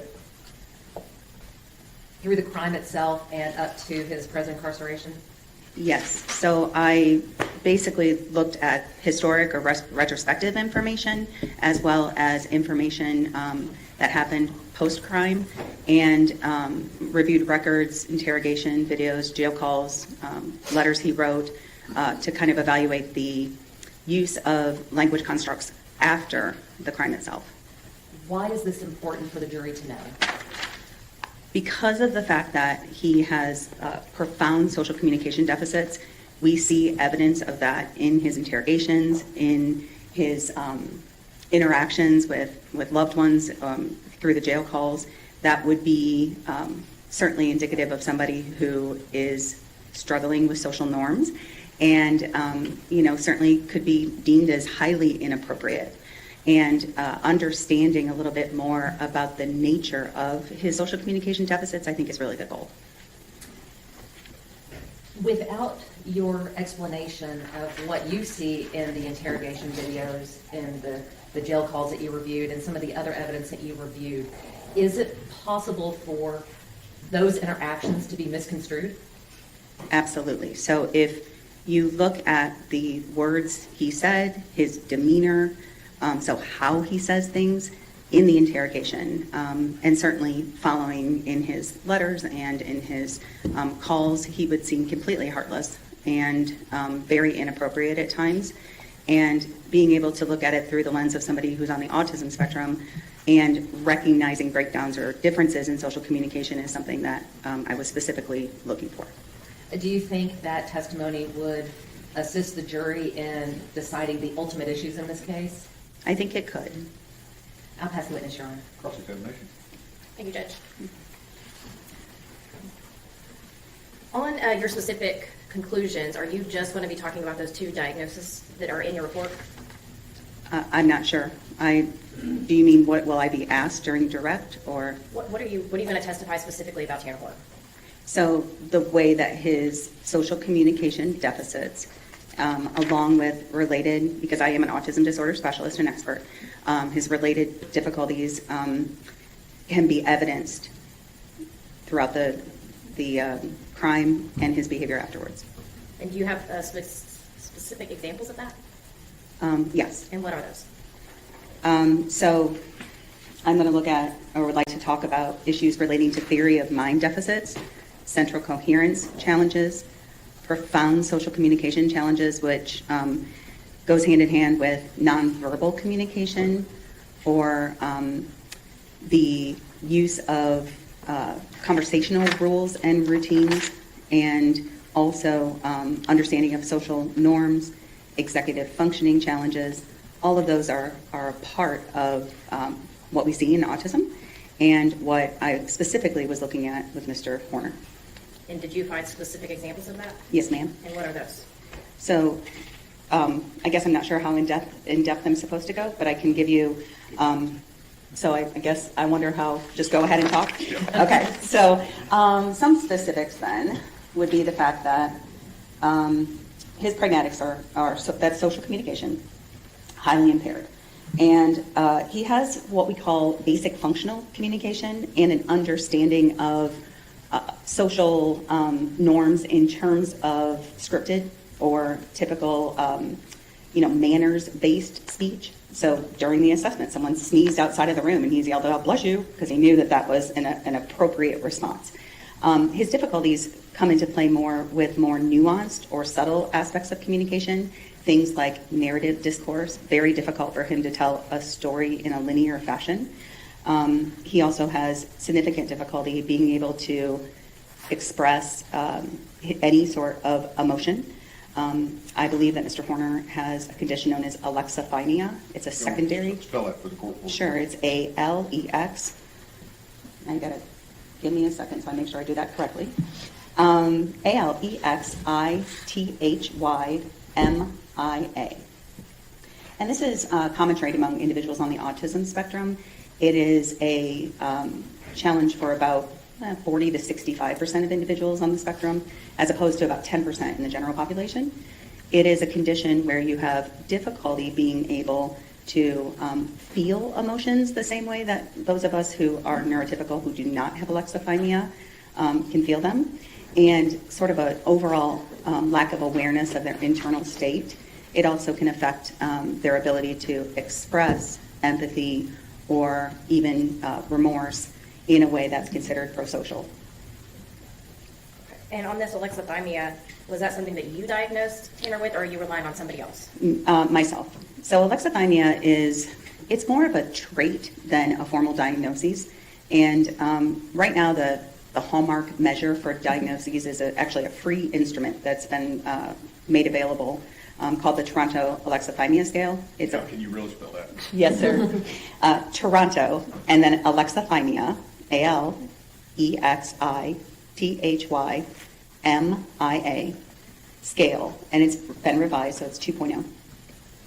And it basically allows us to determine whether someone is able to describe their feelings, whether their thinking is externalized or internalized, whether they have difficulty identifying their own feelings, and whether they have difficulty, and I'm not sure if I said this one already, but describing their feelings. So Mr. Horner had difficulties in all aspects of relating to alexithymia. And you talked about empathy. How is empathy related to alexithymia? So empathy in itself is sort of this ability for an individual to understand or feel what someone is experiencing. There's cognitive empathy, which is like, I see how you feel that way, versus affective empathy, which is, I feel it with you. And Mr. Horner had difficulties, I think, in expressing empathy, but I am going to also assert that I saw evidence of him possessing empathy, which is really common in individuals on the autism spectrum. And your evidence of him expressing empathy, was there anything that you're going to discuss that is not included in your report with regards to that? Mm-hmm.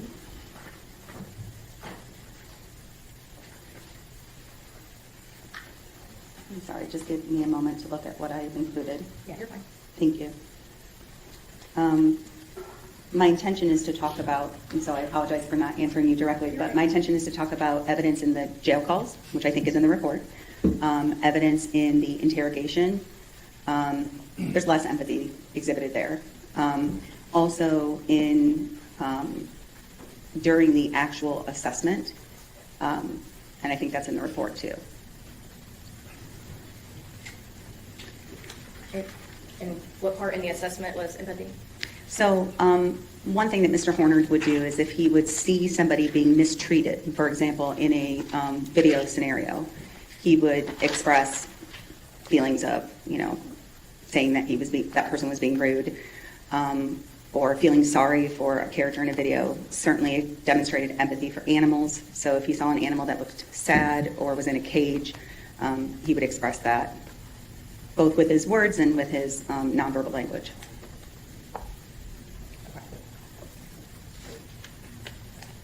Are there any other, specific examples that you are going to be speaking about on these jail calls or interrogations? I guess in one- regards to your conclusions, right? Yes, those of two course. diagnoses. Yeah, one aspect that I think is important, or as an important example, is when Mr. Horner's mother called him, and he called his mother, couldn't understand why his fellow inmates were looking at him like a monster. And his mother, knowing his difficulties in this area, had to directly put it in terms he could understand. And so therefore gave him that perspective taking, that goes to theory of mind as well, of what if this happened to your child? How would you then feel? And so with that additional prompt, then he could explain and understand how he, to some degree, made Athena's family feel. Okay. And I believe that you listed in your report all the items that you have reviewed, correct? Yes, and the items in the back are, the back 2 pages, I believe, Yes. are the extensive list of the records I reviewed, with the exception of information I received from the defense after I'd written my report. And what is that? So that would be Dr. Imhoff and Dr. Spence's report, the report from Dr. Arumbala, as well as I believe, information that was provided by the state. So deposition transcripts, jail records, the abduction video, and prior bad acts. I think that's a comprehensive list of the items I've reviewed that are not already reflected in the report. And have you reviewed all those items? Yes, And ma'am. did you create a new report? No, ma'am, I just recently got those. And what are you going to testify to in regards to those specific items that are not included in this report? We can start with Imhoff and Spence. Are you going to testify anything related to the reports of Imhoff and Spence? No, there was nothing new or surprising to me in their report. Okay. Dr. Arambula, are you going to testify to anything with regards to anything in Dr. Arambula's report? Right, nothing stands out to me, so unless I was asked directly about it, it's, I can't think of anything off the top of my head, and I don't have it in front of me, but there was nothing in it that I planned on speaking about. Okay. And the deposition transcripts, there was a lot of deposition transcripts. Mhm. Which specific deposition transcripts did you receive? I received the one from Mr. Horner's mother and his grandmother, those two. And those are the only ones? Yes, ma'am. And are you going to testify to anything with regards to anything in those deposition transcripts? Yeah, I guess I don't think so unless I'm asked about them in particular. If you were asked about them in particular, would you have anything to say about them? Is there anything that changes your opinion? Nothing changes my opinion, no. How about the abduction video? Again, my opinion changed after watching the abduction video with regards to what Mr. Horner's meltdown would look like, because I could then see directly, his actions. So if I were asked specifically about the abduction video, I have thoughts on that. What are your thoughts on that? I think that he doesn't demonstrate the emotion dysregulation that I typically see in individuals on the autism spectrum in the moments prior to and right at the time of the abduction. That said, I do see some evidence of his, and I want to say this in the right way, his increased dysregulation as the criminal event is occurring.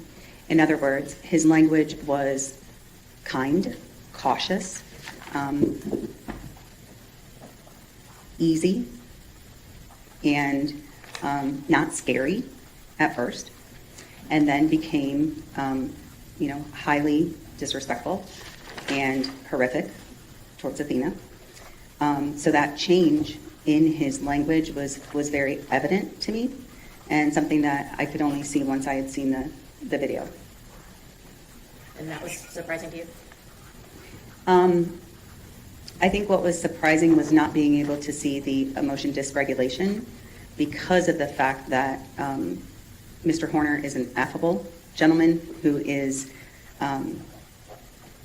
certainly has a good sense of humor, is articulate, and I expected to see more of the headbanging or of a very red face, some of the things that I see with, somebody who is autistic who is having a meltdown. That said, Mr. Horner in the interrogation describes a period of disassociation without using that word, kind of losing time or, feeling like he wasn't in control of his actions. That I can also see. And to be honest with you, you've heard the antage that when you've seen one person with autism, you see one person with autism. It can look very different. So his emotion dysregulation, taking a sort of quieter lens, is not, it was surprising to me, yes, but it's not without precedence.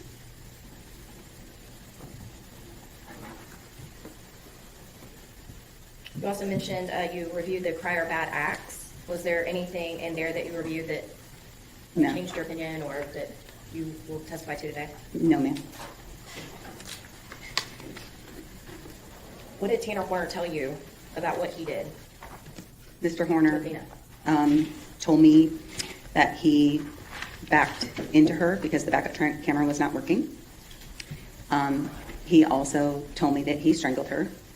I would say that the story that he gave me at the time of the evaluation was very similar to what he told the investigators in the interrogation. So he liked you. Yes, ma'am.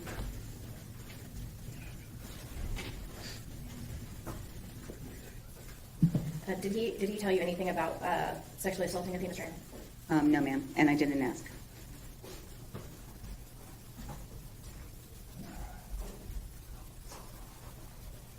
Judge Alphonse? Redirect. Just briefly, Dr. Fritz, will you be able to testify to any of the comorbidities or co-occurring diagnoses that Tanner possesses? Yes, I feel comfortable because of my many years of experience in working with individuals on the spectrum to talk about common comorbidities. And having reviewed the reports of Dr. Specht, along with Dr. Davies, I believe I can opine on those issues relating to lead toxicity and fetal alcohol syndrome. And so will you testify about how all of those diagnoses work together? Yes. And based upon your training experience, is that something that you were able to do? Yes. So within my scope, I certainly would never make a mental health diagnosis. I would never, talk about a specific medical condition outside of my scope. However, comorbid traits and how those and how the communication is hindered or affected by them is certainly within my wheelhouse. May I have a moment, Your Honor? Yes, ma'am.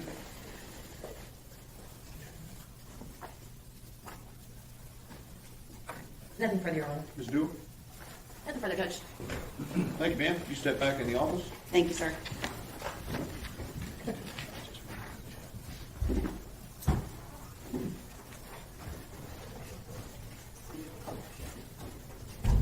Any objections from the state? No objections, Judge. Okay. All right. We will start no later than 1 o'clock.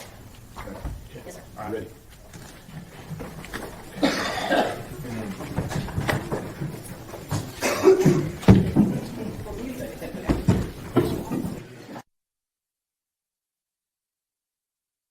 Ladies and gentlemen, this witness has been previously sworn to testify truthfully. Ms. Anderson? Yes, Your Honor. Good afternoon, Dr. Fritz. How are you doing? I'm all right, thank you. Dr. Fritz, would you please introduce yourself to the jury? Yes, of course. So my name is Amy Fritz, and I'm a speech-language pathologist. What does a speech-language pathologist do? Sure. So speech-language pathologist is a professional that works with individuals on different areas of communication. We work on receptive and expressive communication, which is someone's ability to understand what we're saying to them as well as express themselves verbally. We work on social communication, which is the way that we use language between people. We work on cognition. So if you know anyone who's had a stroke, they've probably been evaluated by an SLP. Some SLPs work on swallowing disorders, but I don't. We also have SLPs that work on voice disorders. So if you know somebody that has a different sounding voice, they might work with a speech pathologist. Fluency disorders, which you think of as stuttering. So it's a wide variety of issues that we address, and we also work with people across the lifespan. So I have colleagues that work in neonatal units, and I have colleagues that are working with people at end of life. And Dr. Fritz, do you have any area of specialty? Sure. So I've been a speech pathologist since 1999, and I have specialized most of that time in autism spectrum disorder. That has been especially the case for the last 11 years or so, but I have been working with individuals on the spectrum since the very beginning of my career. In fact, I was placed in the first classroom in the state of Ohio that was full of all children with autism, because at the time that the prevalence, so that's the number of people in the population that had autism, was so low that there wasn't a big need for those kinds of classrooms until that time. I was a workie coming out of grad school, so they put me in the classroom, and I ended up falling in love with the population.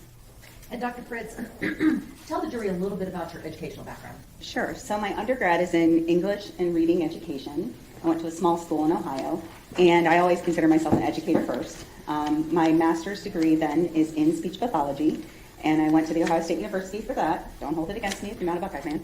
And then my doctorate degree is from Fall State University, and that's in special education with a cognate area focus in speech pathology.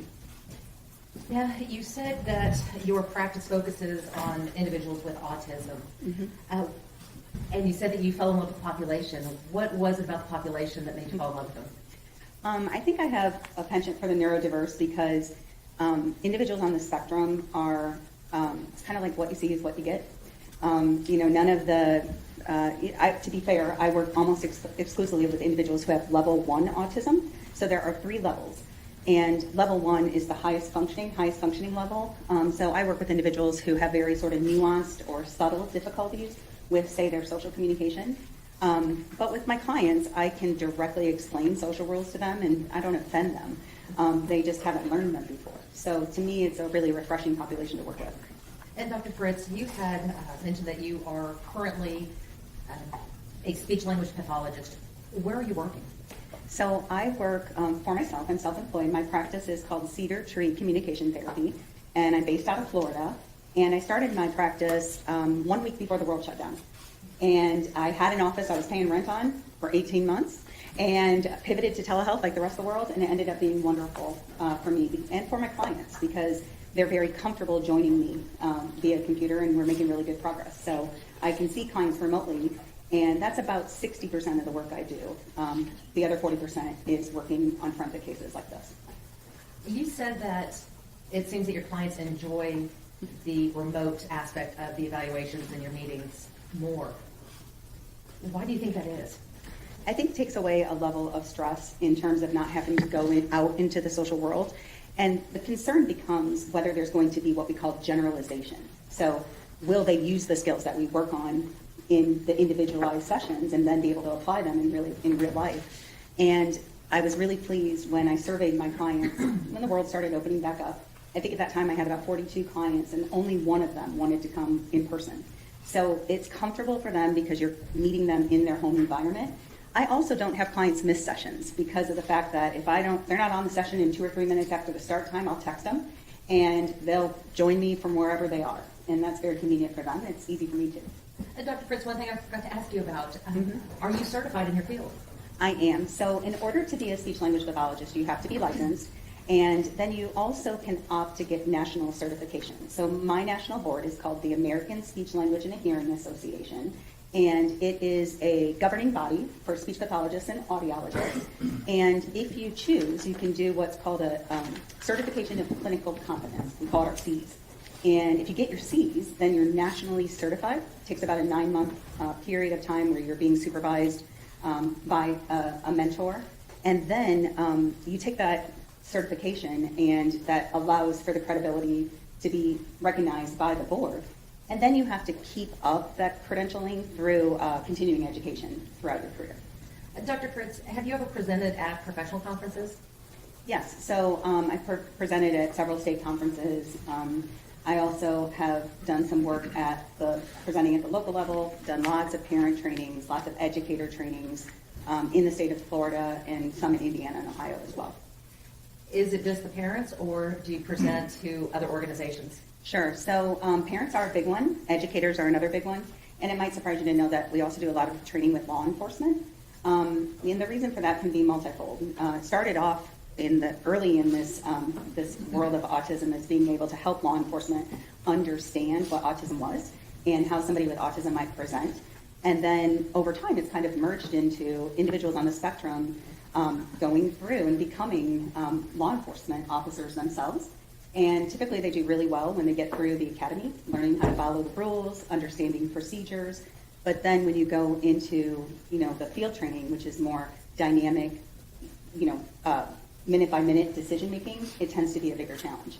And so with this extensive increase in the amount of autism in our community, we see autistic individuals in every career, every field, and so knowing how to best support them is an important part of what I do.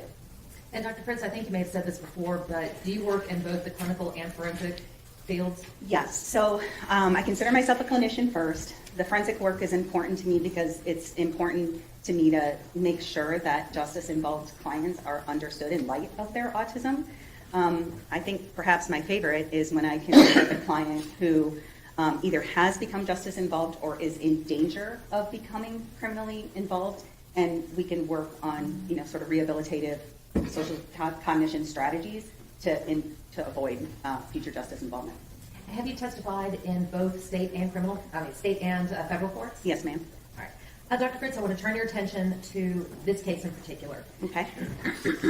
Were you retained by the defense in this case? Yes, I was. What were you asked to do?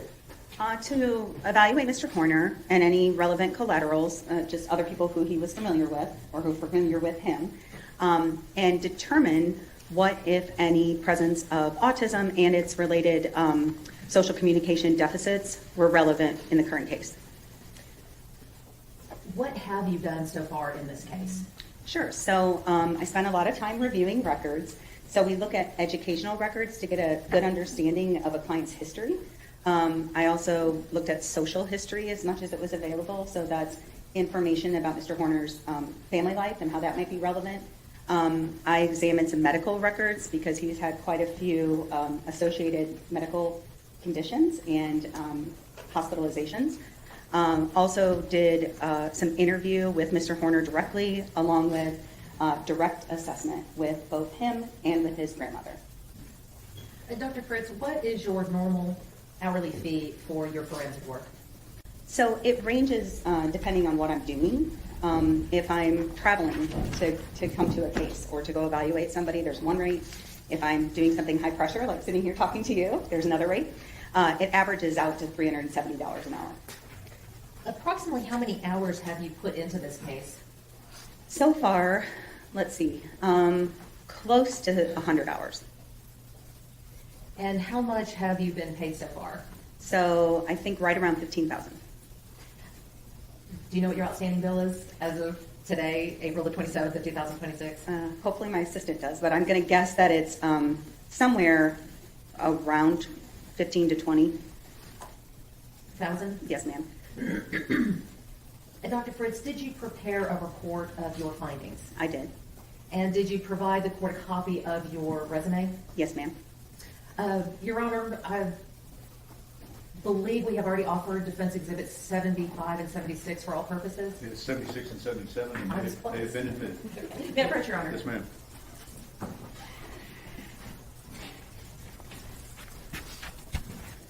Dr. Fritz, I'm going to hand you what has been offered and admitted into evidence as Exhibits number 76 and 77. If you'll just take a look at those, please. Thank you. And what is Exhibit number 77?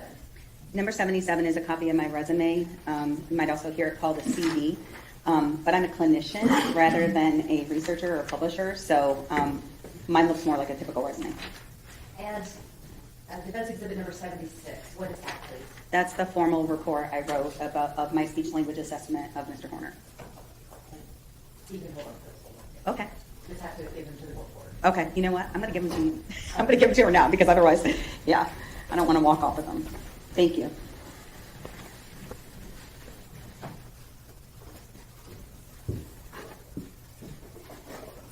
Dr. Fritz, you had talked about records that you had reviewed. Is there a comprehensive list of all the records that you've reviewed attached to the report that you provided? Yes, with some notable exceptions. So the last 2 pages of the report list all of the records that I reviewed prior to writing my report. But then, since I've submitted my report, I've received some other pieces of information, videos, and records to review that are not explicitly contained in the report. Did any of the new information that you received change any of your opinions that are contained in your report? Not significantly, no.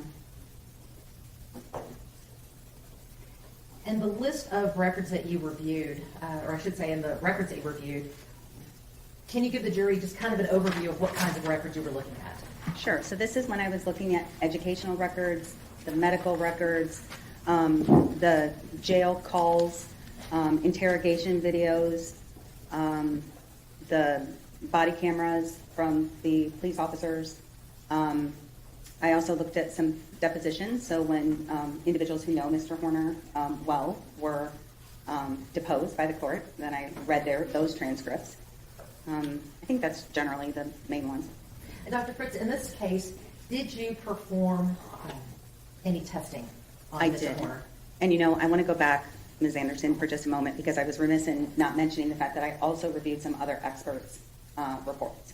So, I'm sorry, can you repeat your question? Yes, well, I'll just build on that. You said that you had reviewed the reports of other experts. The reports that you reviewed from the other experts, did those experts do any testing? Yes. Did their reports contain the results of the testing? Yes. Did you use the results of their testing in formulating your opinions today? No, not directly. The only exception to that would be reports relating to diagnoses of fetal alcohol syndrome and lead-based toxicity. And really the only influence that has is to mention that several of the deficits that I noted in Mr. Horner's social communication can be caused by those conditions as well as by autism. Did you rely solely on the records to form your opinion? Solely on the records, the interview, my clinical observations, and the direct assessment. So let's talk about your clinical observations and the direct assessment. Were you able to meet with Tanner? Yes, ma'am. How many times did you meet with him? I met with him across 2 consecutive days while he was in the jail. About how long were your meetings with Tanner? I think we were 3 hours one day and 4 hours the next, or vice versa.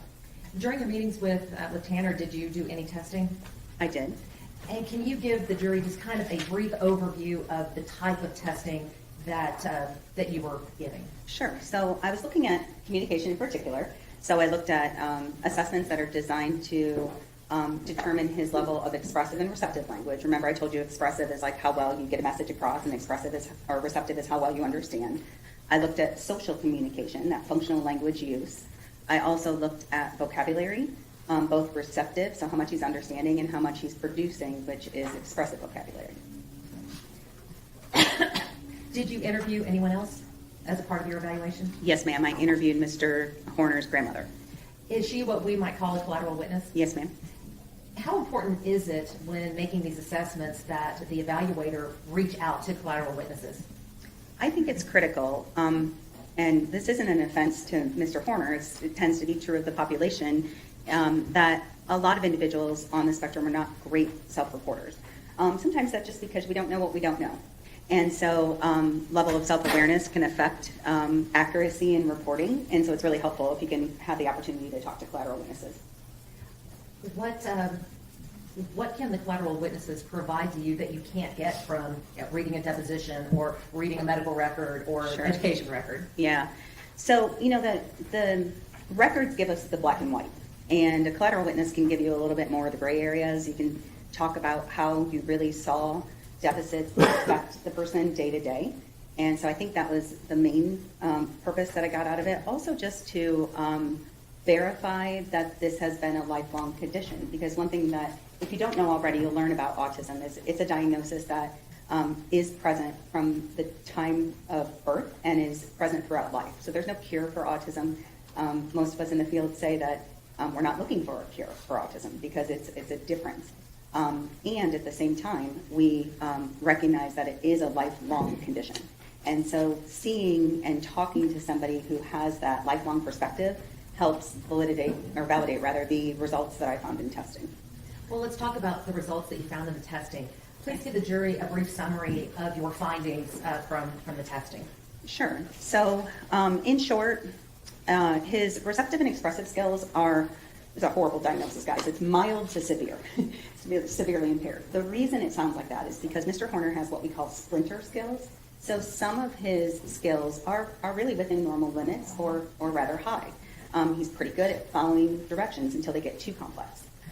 He's got some good ability to answer direct questions, but for questions that require things like inferencing or a lot of recall, it's harder for him. So some of the skills, and vocabulary is another one.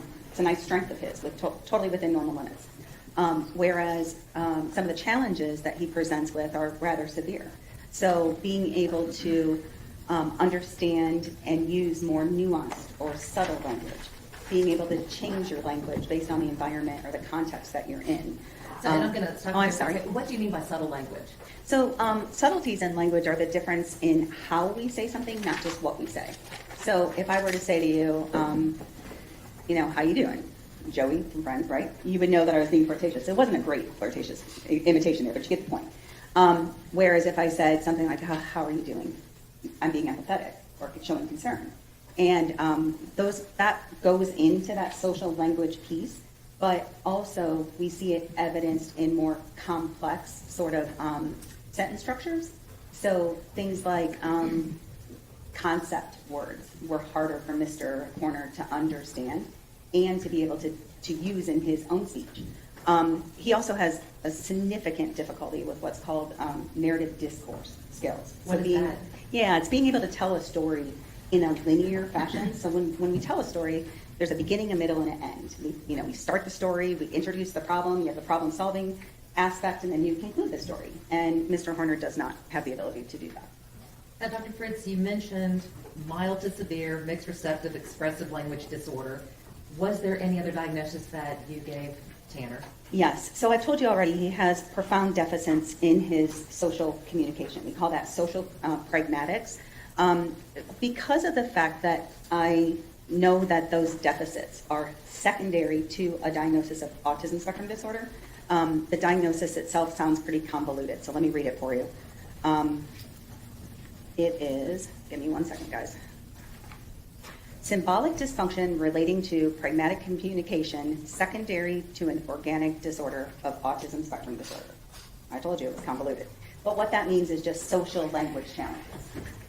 And Dr. Fritz, were there any other diagnoses that pertaining to Tanner that you found relevant for your evaluations and or your testimony here today?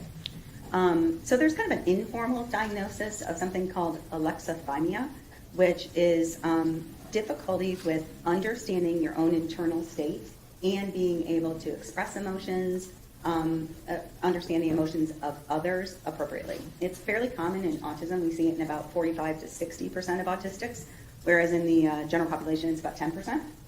And also, as I mentioned before, the lead toxicity and fetal alcohol syndrome diagnoses that I read about from other experts also are comorbid conditions that are relevant.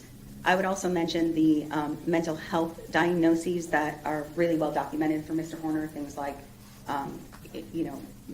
severe depression, history of significant self-harm, and so forth. That all goes into play in understanding where he is now in terms of his functional communication. I want to take you back to the symbolic dysfunction relating to pragmatic communication. What is pragmatic communication? So it is language functioning. So it's the use of language and doing so for social purposes. Why is it important? Well, I'm a little biased, but communication is important for every aspect of life. When you're a child, then social communication is how you make friends and how you become well-liked by your educators. When you're getting older, it's how you ask a girl on a date and get her to say yes. It's then how you interview effectively for a job. It also has to do with being able to maintain those relationships over time. So it's, you hear about, for example, relationships falling apart, and the number one reason we hear about is that we had a lack of communication, and that's social communication. What does it mean to have a symbolic dysfunction related to that pragmatic communication? It's just the terminology I have to use because he has a primary diagnosis of autism, which autism itself is made by having those challenges in social pragmatic skills and then having a set of restricted or repetitive patterns of behavior or interest. So I say it's like two sides of a coin, and social communication is one side of that coin. Well, how much of the criteria for diagnosis of autism is related to communication? So you have to. So if you think of it as two sides of the coin, you have to have all three of the indicators for difficulties in social communication, and then you have to have two of the four patterns of restricted or repetitive interests and behaviors. Those would be things that you think of when you hear about autism, things like sensory differences or insistence on sameness, whereas the issues relating to social communication have to do with things like social emotional reciprocity, understanding nonverbal communication, and being able to follow conversational acts and turn-taking rules, and being able to build and maintain interpersonal relationships. Well, doctor, let me ask you this. Can a person be diagnosed with autism without having those social communication deficits? No, ma'am. So what kind of social communication deficits or challenges do you typically see in your patients? So in my field, there's an adage that says if you've met one person with autism, you've met one person with autism. And so it can look different for different people. But we see commonalities, challenges with things like emotion regulation, being able to manage their reactions to problems. We see difficulties with conversational skills and routines, maybe interrupting a lot, or not knowing when it's their turn to participate, or difficulty sliding into a group conversation. See difficulties with things like making and maintaining friendships. I also see a lot of clients working on being able to send messages where the messages they send match their intentions, whether that's nonverbal or verbal. Did you see any of these social communication deficits in Tanner? Yes, I saw all of them in Mr. Horner. I want to go back to some of the testing that you did. Okay. Specifically talking about assessing pragmatic communication. Is there a particular test or set of tests that you give related to assessing the pragmatic communication? Sure. So because of Mr. Horner's age, it's not like I can give you a standardized score and say, here's how impaired his social pragmatics are, because we just don't have those assessments available for adults. But what I gave him was an instrument that is a video-based instrument. It provides normative information, so standardized information, for somebody up until the age of 18. But it basically shows a little social scenario, and then you ask the client, did something go wrong here? And either something did or didn't go wrong, and the client then has to identify what went wrong and how it should be fixed. What did these tests show? Well, that one in particular is a direct assessment of his ability to read nonverbal communication, which is highly in deficit, to use certain what we call speech acts, which is ways that we use social language or language for different functions, like apologizing or complimenting, making requests, and he had deficits in all of those areas. I also gave him an assessment that is an interview-based assessment that's called the Self-Pragmatics Profile, and that one allows me to look at conversational routines along with nonverbal communication skills and the ability to ask for and obtain information. Dr. Fritz, in looking at the sum total of all of the testing that you gave Mr. Horner related to pragmatic communication, how well did he perform? He specifically with regards to social pragmatic communication, he was one of the worst, if not the worst, evaluations I've ever given. Mr. Horner has significant difficulty with social appropriateness. So inappropriate use of humor, very lax in his understanding and use of those speech acts. So, the inability to form an appropriate way of asking for something, we'll say, or requesting clarification, or offering an apology. So across the board, it's an area that definitely was a problem for him growing up, and it continues to be in deficit. Now, Dr. Fritz, we're talking about deficits. Did you also notice any strengths in his testing? Yeah, so Mr. Horner has some nice strengths in You could think of it kind of as functional basic communication. So things like, during the evaluation, someone sneezed in another room and he yelled out, "Bless you," which appropriateness, we typically don't say bless you to somebody in a different room. And at the same time, he understands that that's a typical response when someone sneezes. So responding to greetings, for example, is easier for him than being the one to initiate them. He also did a nice job with, as I mentioned before, that sort of basic vocabulary and the basic understanding of what should be said to appear friendly or polite. So please and thank you kind of things. When we are talking about diagnoses and looking at test results, as an evaluator and as a clinician, do you focus on the strengths or the deficits, or are they treated the same?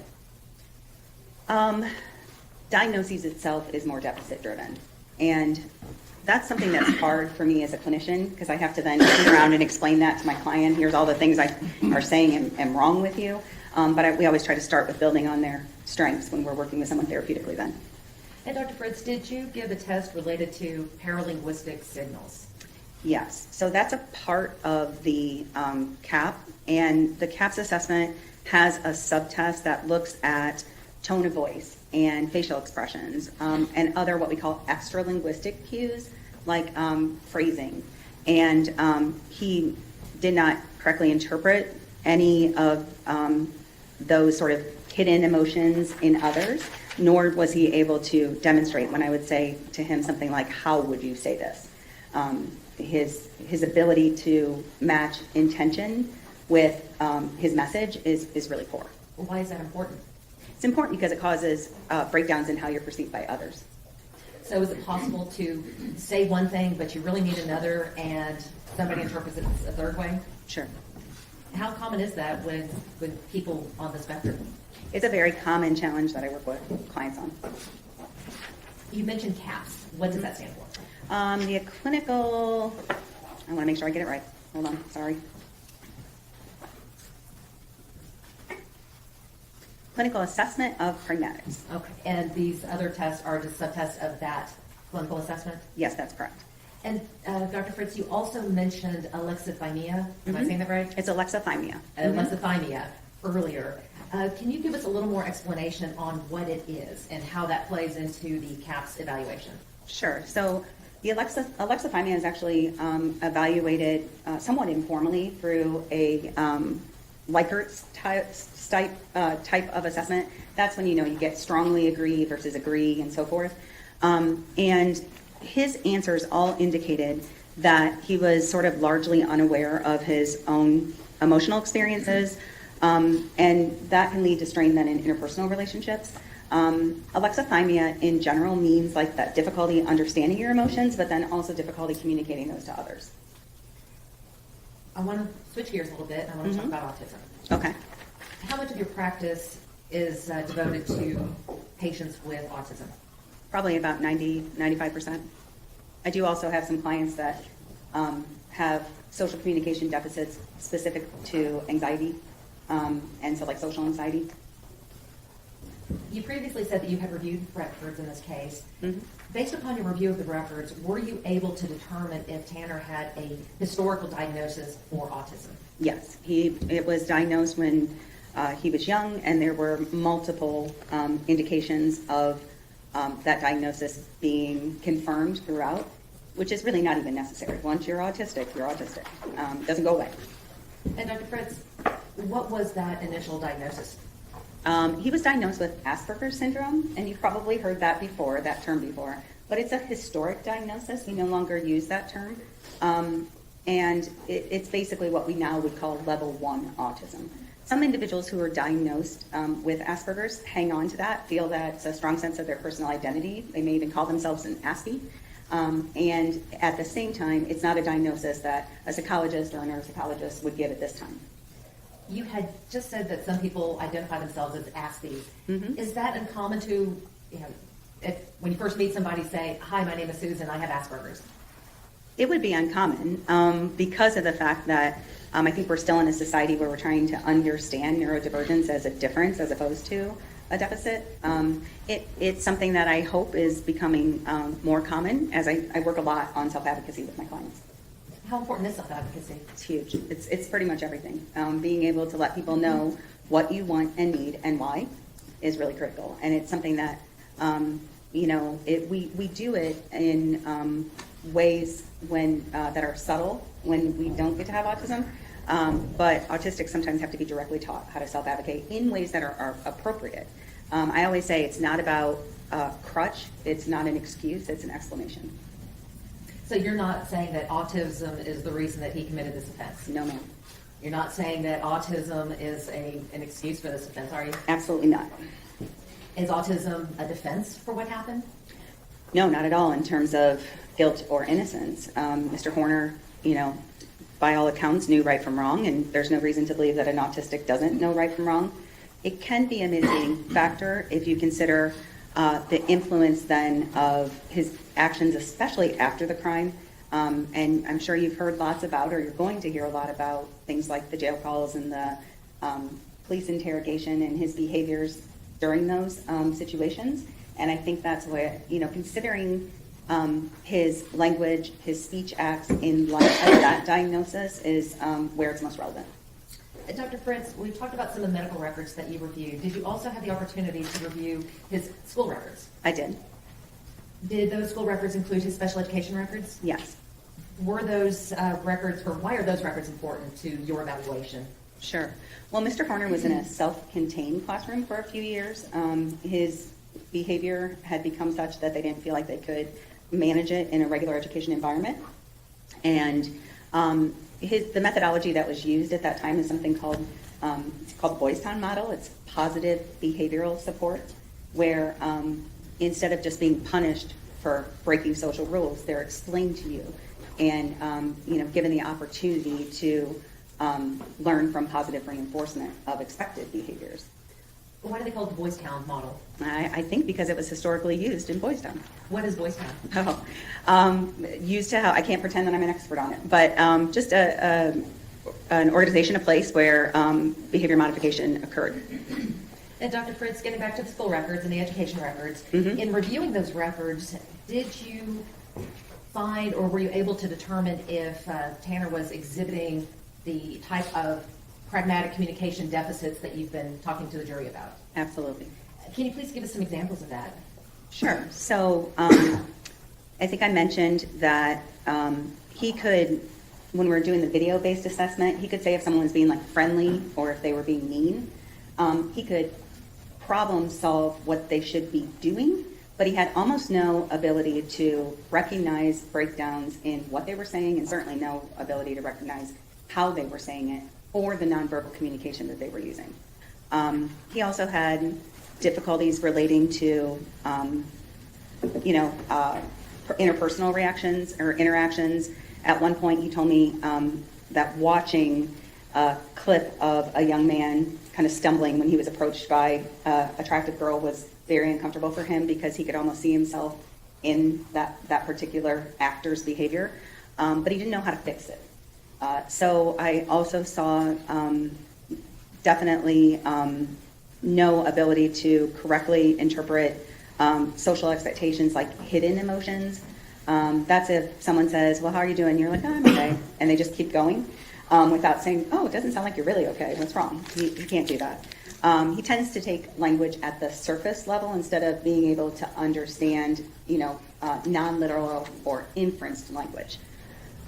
He also has what we call very weak theory of mind development, which is just perspective taking. So perspective taking is me thinking about you, thinking about me. So it's like this morning I woke up and I thought, oh, I better put on a suit because I'm going to go sit on a witness stand and I want them to think I'm professional. And that's me thinking about how my behavior, my words, my actions would influence your opinion of me. And Mr. Horner has very weak theory of mind. Well, Dr. Fritz, with regards to the records that you reviewed for the school records, Mm-hmm. looking at the records that you reviewed and the evaluation that you performed of Mr. Horner, did you see consistent deficits across the board? For sure. So the educational records highlight his extreme difficulty with interpersonal skills. Lots of talk about sort of, and Mr. Horner said he, likes to be a know-it-all. That can be common in level 1 autism, inserting himself into conversations that he was not a part of, not being able to make or maintain friends during his youth. The presence of bullying is something that I deal with a lot with my clients, and that was certainly there early in his formative years. And Dr. Fritz, one of the things that you talked about earlier in reviewing the records and some of the records that you obtained afterwards was some of the other diagnoses that were involved. I think you had mentioned FAS, or fetal alcohol syndrome, and mentioned the mood disorders and things like that. How do all of these diagnoses work together? Sure. So individuals who have autism often have other comorbid conditions. Some very common ones include anxiety, attention deficit, other mood disorders. So some of his mental health diagnoses I see very regularly in individuals on the spectrum. And then the diagnoses of his exposure to lead-based paint and lead toxicity, along with the fetal alcohol syndrome, those are only relevant because the types of difficulties he has with regards to executive functioning, memory difficulties, challenges with attention and planning, those kinds of things are deficits that are often seen in those two other diagnoses as well. And one thing you should know is it's not like it has to be mutually exclusive. You can have FAS and be autistic. You can have Down syndrome and be autistic. So it doesn't have to be one or the other. And where does intellectual disability fit in with all of that? So some individuals on the spectrum have cognitive impairment. That's probably going to impact the level of autism that they have. So generally when individuals have a cognitive deficit, they're going to be diagnosed with level 2 or level 3 autism because it's more significant. Mr. Horner's cognitive abilities are within normal limits. Dr. Fritz, I want to switch gears again. I want to talk to you about some of the problems that autistic people can face. And I believe that we had talked about reactions and matching reactions to the size of a problem. Why is it important to be able to match your reaction to the size of a problem? Well, the biggest reason that I see most regularly is it affects other people's opinions of you. So when you have great big reactions to what other people might consider a small problem, people don't want to be around you much anymore. I give my clients sort of definitions for small versus medium versus large problems. So small problems are ones that just affect you. You got a hangnail, or you can't find the shirt you wanted to wear, you didn't get to go first in line. Medium-sized problems affect a small group of people, and the uncomfortable feelings that come with it should last a little bit longer than a small problem. So that might be something like getting into an argument with your family members, or you screwing up a game and costing, getting the last out and costing your team the game, right? It's going to affect a small group of people. That feeling is going to last a bit longer. So having a medium-sized reaction to that is understandable. And then I always say, those great big problems are ones that have lasting effects. So natural disasters, certainly death of family members, things like that, where it takes a lot of people to fix the problem and the feelings might last a long time. When we're talking about social cognition versus social communication, where does the matching of problems or matching of reactions to the problems fall? Probably both. So social cognition is social thinking. And when I'm explaining it to my clients, I explain that we have like kind of a downstairs brain and an upstairs brain. The downstairs brain is your feeling brain. You maybe have heard other words for it. It's the subcortical region of the brain. It's where emotions reign. And sometimes you can't help how you feel about a situation. But your upstairs brain, the cognitive part of your brain, should be able to respond, stop yourself and respond in a way that's considered prosocial or an expected behavior. What do you mean by cognitive? Thinking. So cognitive strategies could be things like reframing, for example, how big of a problem this is. Like, I didn't get to get on a computer today during free time. Well, I can think about that and I can realize I was on a computer yesterday, I'll probably get on a computer tomorrow. I don't need to have a big meltdown about it. But it takes that thinking not to have the reaction to what's happening in the downstairs brain. And so I work a lot with clients on that because what happens for my clients is they sometimes have big reactions to small problems. And that's when it stands out socially. Dr. Fritz, what could make someone who has, maladaptive behaviors, but, very little history of violence, snap and commit an offense like the one that we have here today? I don't know that I know that answer. There usually is some triggering event. I talk to my clients a lot about triggering events, okay? Recognizing your own triggers. Some people have spaces that they're uncomfortable in, so they have a big sensory, difference. And maybe being in a wide open or echoey space could be a triggering event for them. Maybe they have a lot of insistence on sameness, so their routine gets changed, and that can be a triggering event. Sometimes it can be something interpersonally related, like, the person you love decides they don't want to be with you anymore, and that could be a big triggering event. So sometimes it can be simple, everyday things, and other times it can be, more traumatic events. When we're talking about triggers, are the triggers are they the same for everyone, or are they going to be different for everyone? No, they're different for everyone, and I always explore them with my clients who have difficulties with emotional regulation, because knowing your own triggers is critical to being able to learn how to manage them. Some triggers you can avoid. For example, I have a client that hates roller coasters, and it really bothered her that she didn't want to go on the roller coasters with her classmates. We live in Orlando, and there's a lot of roller coasters there. But you can avoid roller coasters for the rest of your life. It's not a big issue, right? If your triggering event is something like going to the doctor, and you need to go to be able to get your physical, get a vaccine, and so forth, you got to figure out some coping strategies to deal with that trigger. But what if you don't understand your triggers? What if you don't know what triggers you? Then you tend to have big reactions to small problems.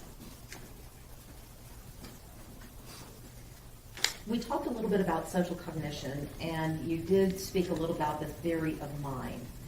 I want to talk, now I want to move into how theory of mind may have impacted Tanner's reactions related to this incident.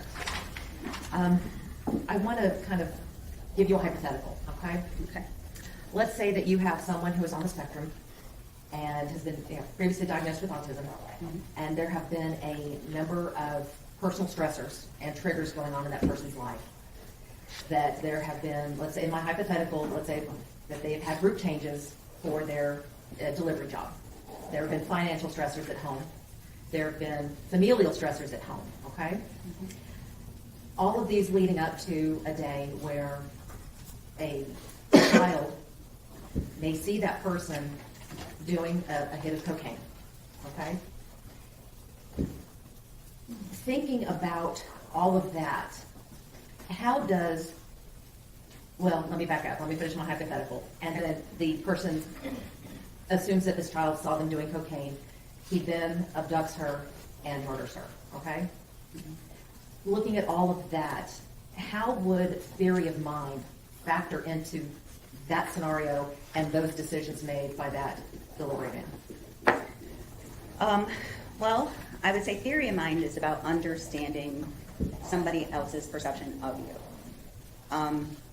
And if your cause to action is to abduct a child and kill them because you think that they may have seen you do cocaine, you are definitely not understanding their perspective. First of all, a young child may not have any idea what cocaine is or what it looks like to use it, or that it's against the law. I'm not saying that is obviously a reason to do anything as heinous as abducting a little girl and killing her. And at the same time, it hypothetically could be a triggering event. Is this an example of where we're talking about big reactions to what could be little problems? That would certainly fit that. When someone has a big reaction to a little problem, how does that what effect does that have on that small problem? Does it keep it a small problem? Oh, it's interesting that you asked that, because I always explain it to my clients like this. If you continue to put energy into a problem without taking the time to calm down first, you're probably going to make the situation worse. So I always say when stress goes up, the ability to problem solve goes down. Language processing goes down. Okay? It's an inverse relationship for all of us. And so it's why we say, I just need a minute. I'm not ready to talk about it right now. Because we need that time to calm down before we work towards socially problem solving something. So then I tell my clients, if something is in your locus of control, so something that you can actually change, that's something to put your energy into. You can't figure that out when you're up here emotionally, if you're dysregulated. So first you gotta calm down. And then you can find out if it's within your control. And putting your energy into things that are within your control can affect positive change. Putting your energy into something that is outside of your control is probably just gonna make the problem bigger, or at least keep it the same. Dr. Fritz, we've been talking about social cognition. Part of social cognition, would that include something known as central coherence? Yes. So central coherence is the idea of not being able to see the tree through the forest, or the forest through the trees, I think is how the saying goes. It's that idea that one small detail can take precedence over the big picture. And it tends to be a challenge, especially when people are dysregulated. But a lot of individuals on the autism spectrum have significant difficulties with central coherence. So they're really focused on a small detail that may or may not be as relevant to the discussion as the big picture. Now let's switch gears again and talk a little bit about social communication. Please explain to the jury what a speech act is. Sure. So a speech act is a group of words, either sentences or phrases that provide a certain function. So whereas we use words like socially to exchange information, but speech acts have a certain purpose in and of themselves. So it could be things like apologizing, making requests, giving somebody a compliment. Complaining is a speech act. So there are speech acts that we are directly taught, and not only the kinds of words that we use to make the speech act appropriate, but also how we use them. So if I say sorry because, my mom says I have to apologize, it's not the appropriate use of the apology speech act. The words are okay, but how it was said is not. Dr. Fritz, I want to turn your attention to the evidence in this case and the evidence that you reviewed. Did you have the opportunity to review all of the interrogation videos in this case? I believe so, yes. Did you also have copies of the transcripts of those interrogation videos? Yes, as far as I know, the ones that are listed in the report are the ones that I was able to observe. In these interrogation videos, did you notice any of the deficits that you have spoken about today? Yes, the speech acts was really obvious to me because there would be a build up in the interview. This is specific to the December 2nd interview, where the investigators were building to what you and I would recognize as an opportunity for an apology. And I wrote in my notes, not sure he knows how to apologize. It's a speech act. And then immediately after, and I apologize, I don't remember exactly what it was, but there was another moment where there was an opportunity to use a specific speech act that Mr. Horner did not use. And my notes say, give the caps, because that was the caps, CAPF. That is the evaluation that I gave, where it's not just about him thinking about his communication, it's him using it. So that's the one with the videos, and he would have to respond to whether something happened inappropriate and what should have happened instead. And so his ability to show understanding and use of speech acts was almost non-existent. In relation to the video, if someone were to look at that video, not understanding speech language deficits, not understanding speech acts, is it possible for that to be misinterpreted? For what to be misinterpreted? The fact that he didn't apologize or didn't understand. Well, I think what would happen most often for Mr. Horner is he would just say, they're being mean, or she's being nice, or why are they treating her like that? Like, he could understand and pick up the big kind of tone of the situation, and he might say something about how it would solve the problem. But he never knew or expressed the words that could be used to solve the problem, or how to use them. And in not expressing those words, could that be misinterpreted? Absolutely, because when we don't use expected social behaviors, that tends to be when someone tells you you need to start using an expected social behavior. So those of us who are neurotypical pick up on all sorts of social communication expectations incidentally.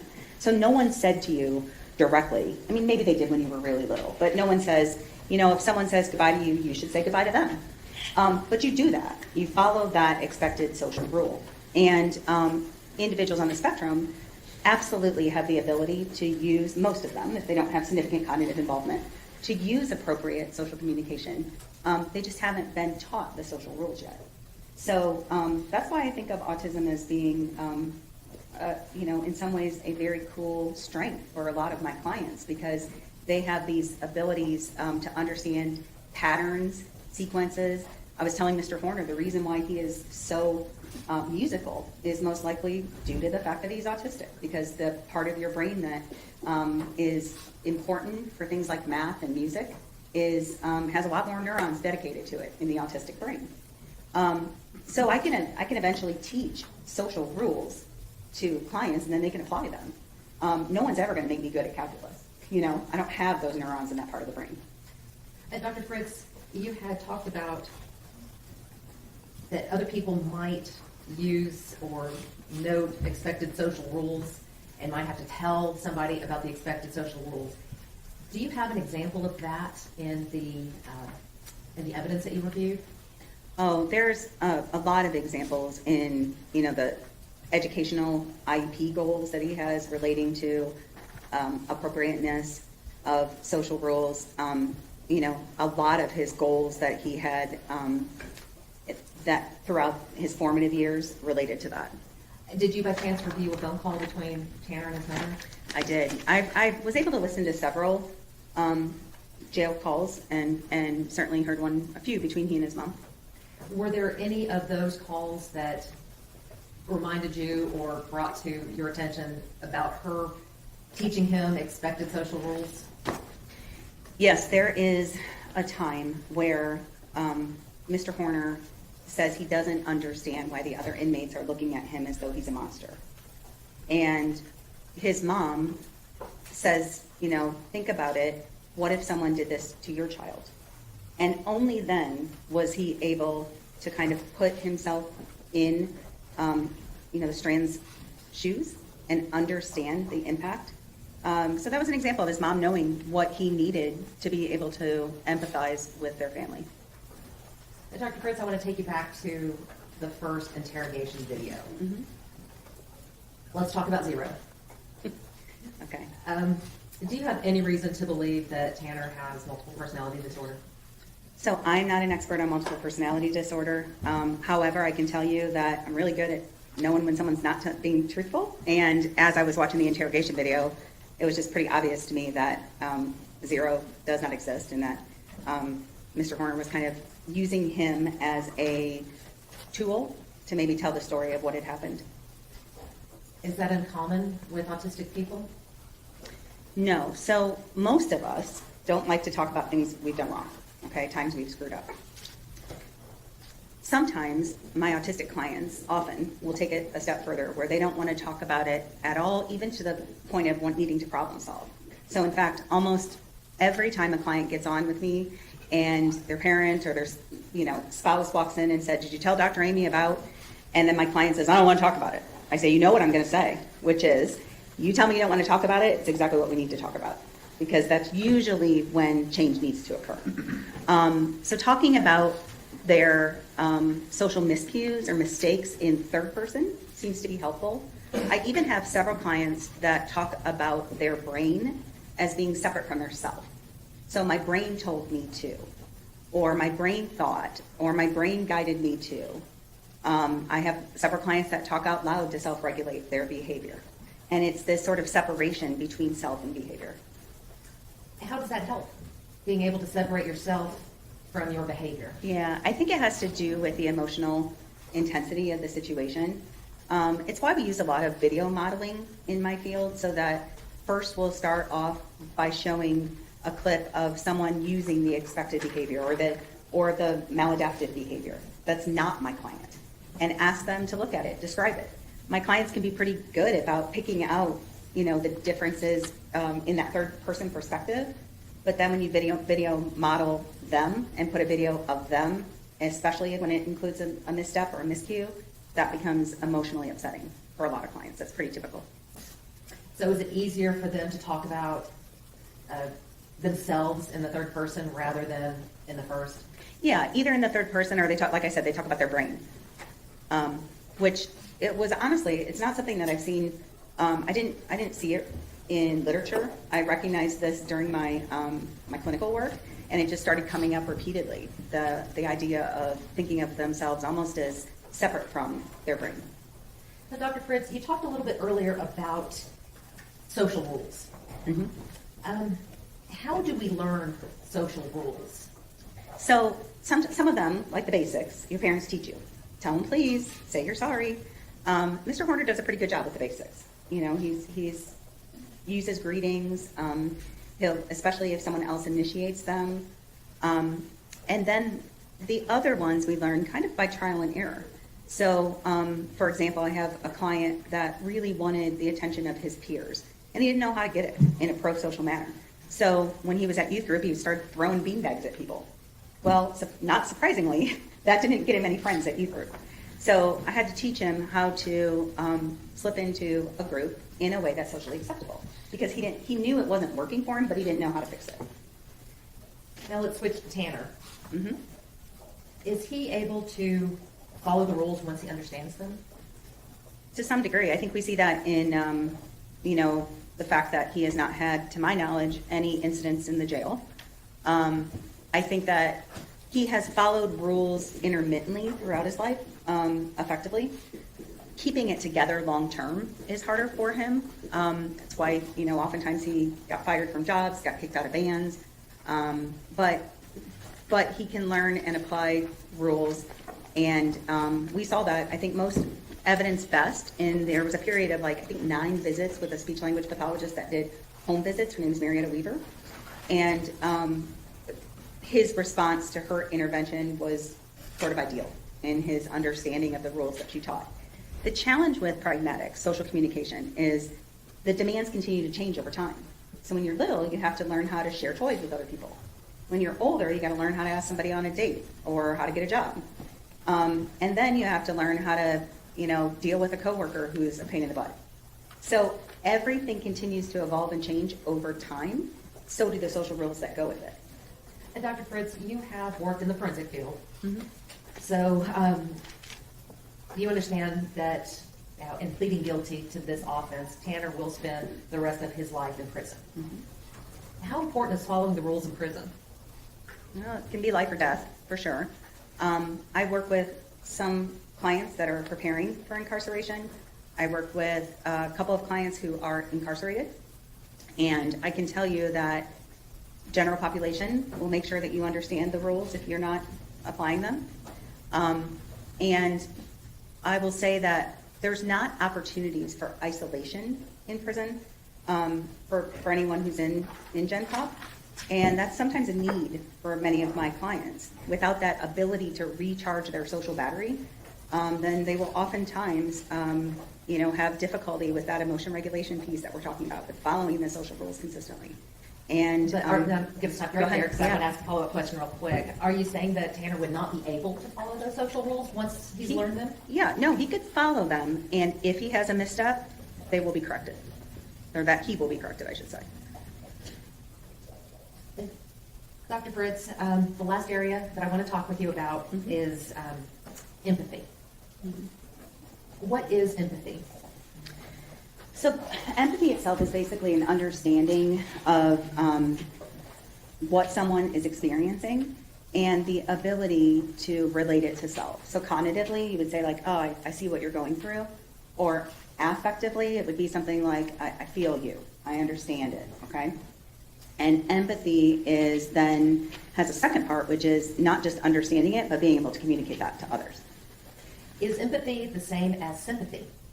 No, sympathy is more, it's more base level. It's just, I can feel sorry for you, but I don't have to, it's almost like pity. It's not the same as, and I feel that pain that you're going through. Is it the same as remorse? No, if you looked at it on a hierarchy, it would kind of be like sympathy, then empathy, and then remorse. Because if in a situation where you need remorse, okay, when you've screwed up. Because remorse is the idea that I did something wrong, I have guilt and shame about it, I'm morally culpable, and I want to do what I can to repair it or make amends. When looking at the evidence in this case, Mhm. were you able to see empathy and remorse in the videos or the interrogation or the phone calls or the note to the parents? Sure. So first of all, let me start with the empathy piece.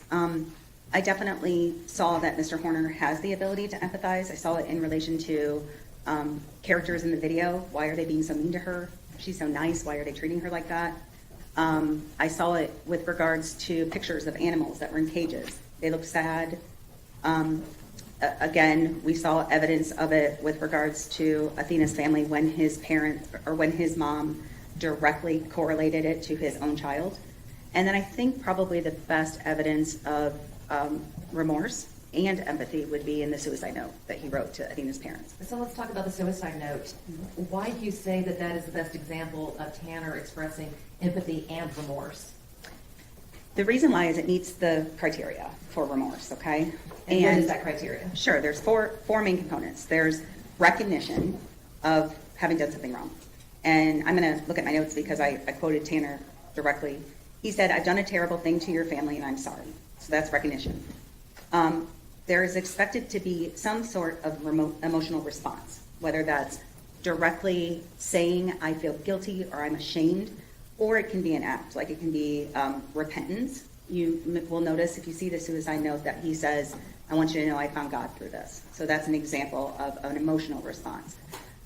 Also, it can be in sort of this moral discomfort. And in that suicide note, he also talks about the fact that he is unable to sleep, that it's kind of haunting him. So we have that emotional response piece. A moral evaluation then is basically shouldn't have happened. And Mr. Horner's words were, "I'm sorry I took your little angel. She didn't deserve it. Y'all didn't deserve it." And then he goes on to talk about his own family and child not deserving it either. And then a desire to repair or make amends. And he explained his mental state. I think he got into that too much, and it sounds like an excuse. When you read the suicide letter, it also has falsehoods in it. He talks about the fact that there was a broken backup camera, which we know is not true. So I think he muddied the waters of this remorseful suicide note because he's not good at explaining his emotions in ways that are clear, uncomplicated, and done with regard for the person it's being written to. But he did say he's trying to ease their suffering with his death, and he said he signed off with love and sorrow and remorse. And I would consider this potentially lip service if any of this language was easy for Mr. Horner. I don't think it is for him to come up with these kinds of words. And more importantly, he thought he was going to die. He had a very serious suicide attempt. So I take it as genuine. Well, Dr. Fritz, how do you reconcile that with all of the blatant lies that he told the detectives in the note that he wrote to them? I think he was just grasping at straws. I really don't know what he was thinking. But in the suicide note, based upon the criteria that you had spoken about regarding remorse, did his note meet all of those criteria? It did. I'll pass the witness. Let's take a break, and we'll come back in at 2:30, okay? See you then.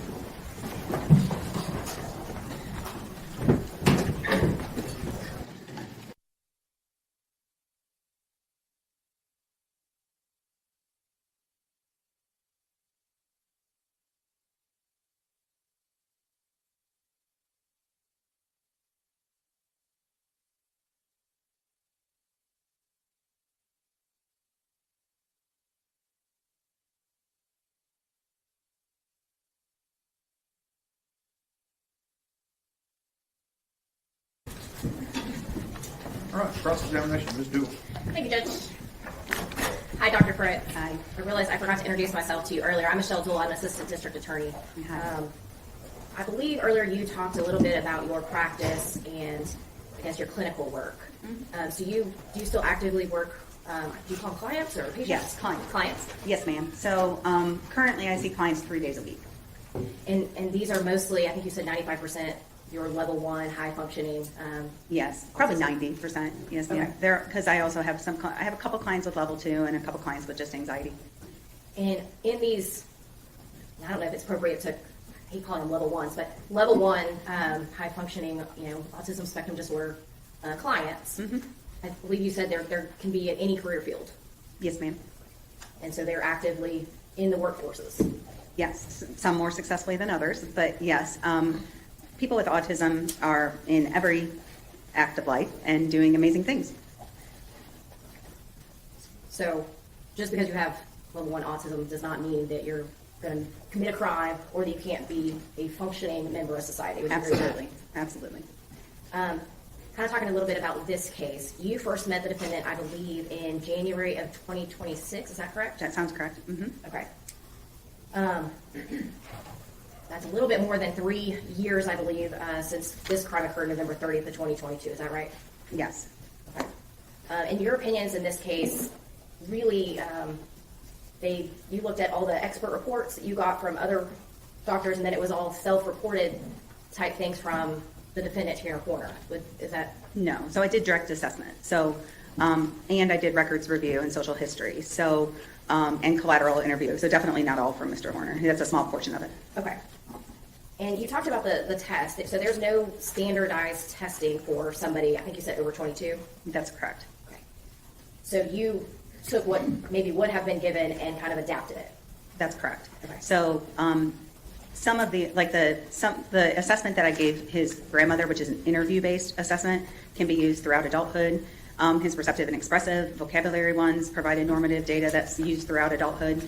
But the CAPS, that's the one where it's the little videos, that maxes out at age 18. So I scored it as though he was 18, just so I could get a sense of severity, and it came out as severely to profoundly impaired, even if he were 18. And Dr. Fritz, you talked about records. How important were reviewing the records in this case? I think educational records tell a big story. And you did not review all the records that could have been provided to you, did you? I don't know. I did review the ones that were provided, but I'm not sure what other ones exist. So did you review all of his medical records in this case? Only the ones that you see listed. So you reviewed the specific reports from the defense experts in this case, correct? That was some of what I reviewed, and then I also reviewed the educational records, his medical records from a couple different facilities. And you did not make any diagnoses though in this case, I other than what you talked about earlier, those two that you made. Correct. But you didn't make a diagnosis of autism spectrum disorder, correct? No, ma'am, I don't have the credentials to do that. And you didn't make a diagnosis of any type of neurodevelopmental disorder or alcohol exposed? No, ma'am. If the branch of fetal alcohol syndrome that you were speaking of? Right. You didn't make that diagnosis? No, ma'am. In reviewing his records, did you review his social media records? No, I was going to say no, but then I did see something that came from the state. I'm trying to think. I think it was the information that was provided to Dr. Rumbala, and there was some description of his presence on social media. But you didn't review the entire Facebook or Instagram records that there are, correct? I don't know what the whole record is. I saw some, but I didn't see it. Okay. And you spoke about reviewing the, I think you called it the abduction video. That was obviously from the FedEx truck, correct? Mm-hmm. How much of the FedEx truck videos did you review? Do you know how many hours that was? I saw there was a PowerPoint that was sent to Dr. Rumbala that kind of had an integrated video clip with a little description. I reviewed that, and I reviewed the audio recording. Again, if I knew, it wasn't hours. So if I told you that there was 30 to 40 hours of FedEx Did not see that. camera video, you did not see all that? That's correct. Did you see any of the video that was prior to the abduction? I saw video of Mr. Horner that day doing other deliveries. That full 8 hours of his day? Yeah, so I saw like where the video would be stopped and it would say like stop number 1, and then it would show a short snippet of him. Okay, so But you did not watch the actual video? no, ma'am. Okay. And did you watch any of the FedEx video that showed what the defendant did after the crime? I saw body cam video and I saw interrogation, but in FedEx video, no. So if all of those recordings would have shown essentially the defendant interacting with different people, whether it be you know, people he's dropping off packages to, neighbors, people coming up to his window, just general conversations prior to the crime. Would that have been helpful to you to see how his language skills were working? So I did see some of that. So in the clips that you mentioned, like there is a dog that comes, and so he has to slam the door, and you know he has a short greeting or exchange with somebody. And there's a few examples like that, just little short snippets of communication. I mean, But is there more? yeah, there's 40 hours. Yeah, of no. video. Yes, it would have been helpful to see more. Okay. And I guess, I know you've seen apparently some snippets, so I don't exactly know what you've seen, but Objection, Your Honor, to the sidebar. Just answer a question and answer. as for the FedEx videos after the crime, did you watch any of the videos from the days after November 30th of 2022? No, ma'am. FedEx videos? Yes, ma'am. No, ma'am. Okay. Do you think that that would have been helpful in knowing how he was interacting the days after the crime? It might have. I can tell you that the video snippets that I saw during, the day of the crime, and also the interrogation videos of him after the crime, weren't surprising to me, because the language that he was using, say with other people on his route, was in keeping with what I expected to be his strengths.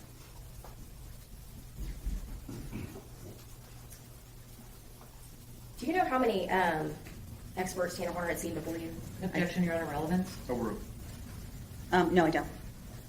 And did you contact, in part of your review, any of the school providers that actually worked with Tanner Horner No, ma'am. when he was young? No, I did not. Do you believe that they would have given him some of these exams? Given him some of the, what do The you mean? test, the test that you have spoken about, you said that they are only good until they're 22 years old. Oh, correct? yes. So that's interesting. When you look at his educational records, there's a lot of focus on behavior. Judge, objection, non-responsive. Sustained. So the question. Hang on, Sorry. wait till she asks you the next question. Okay. So as for your specific exam, you went and adapted the test, correct? Mm-hmm. Did he have any issues with answering any of your questions or answering the questions on that exam? Yes. And what issues did he have? Well, he had significant difficulty with all of the assessments. And what I was starting to say, I don't know if I want to answer your question, was that you asked if he had been given any of these assessments during his formative years, and one of the CAPs didn't exist. So I wanted to clarify that. It was only developed about 5 years ago. And also in the educational records, there is a significant focus on behavior, and I think that maybe took precedence. I guess to follow up with that, wouldn't it have been helpful to you to be able to speak to the people who actually knew him during those formative years? It wouldn't have hurt, for sure.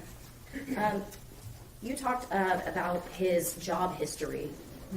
So Tanner Horner was able to hold jobs, correct? For short periods of time, yes. He worked for Walmart for 1.5 years, is that correct? I'm not sure the length of time, but if you say so, yes. It's in your notes. Do you have your notes in front of you? Yeah, I don't, whereabouts in my notes does it say how long? It's in the location that, I guess he's talking about his job. Oh, my personal notes. Yes, your sorry. personal notes in this case. Yes. I think I have them.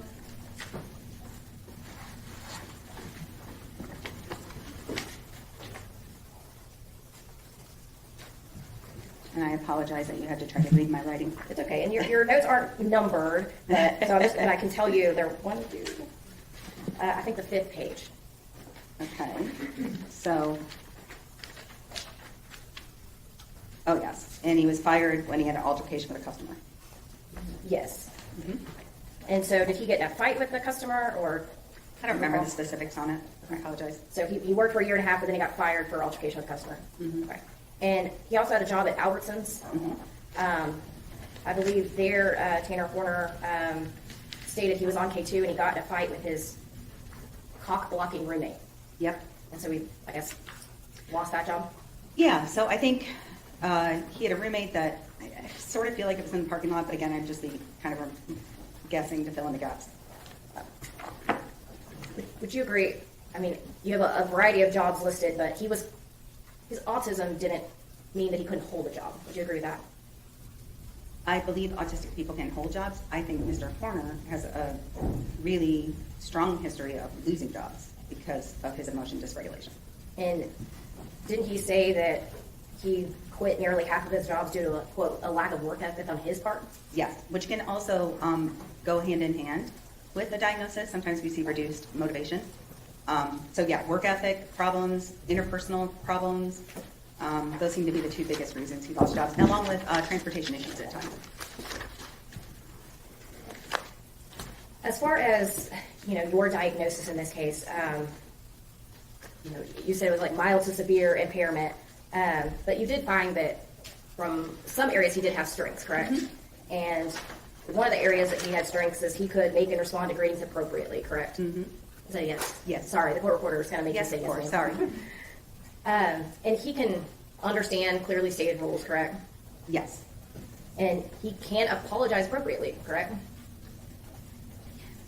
I don't know that I have I'm trying to think if I have strong evidence. The only evidence I see of a real apology would have been, that I can think of, is in the suicide letter. Okay. I think in that context he did, but I'm not sure that I've heard evidence of apologies in general. And then I'm going to refer you to page 16 of your report. Thank you. It's the third full paragraph on that page, kind of the third sentence down. But you specifically state that he revealed several social pragmatic strengths. He consistently makes a response to greetings and farewells. He shows a sense of humor. He apologizes appropriately, offers help to others, and understands posted or clearly stated rules. Yes, so this is this is the section that is from the, let me make sure I don't speak out of turn here.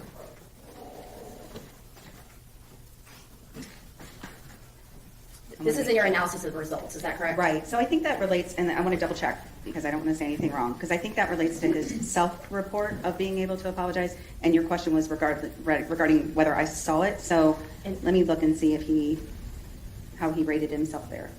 And But Judge, I'm going to object to non-responsive. Sustained. Okay.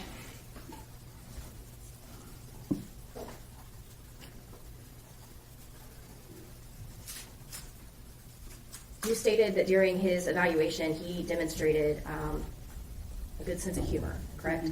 Yeah. And within that sense of humor, while you guys were doing your evaluation, he actually made a joke about an otter. Is that correct? That's right. And what you were telling him was that there was an otter with law enforcement that was used to actually locate missing children Specifically missing children in water. in Yep. water.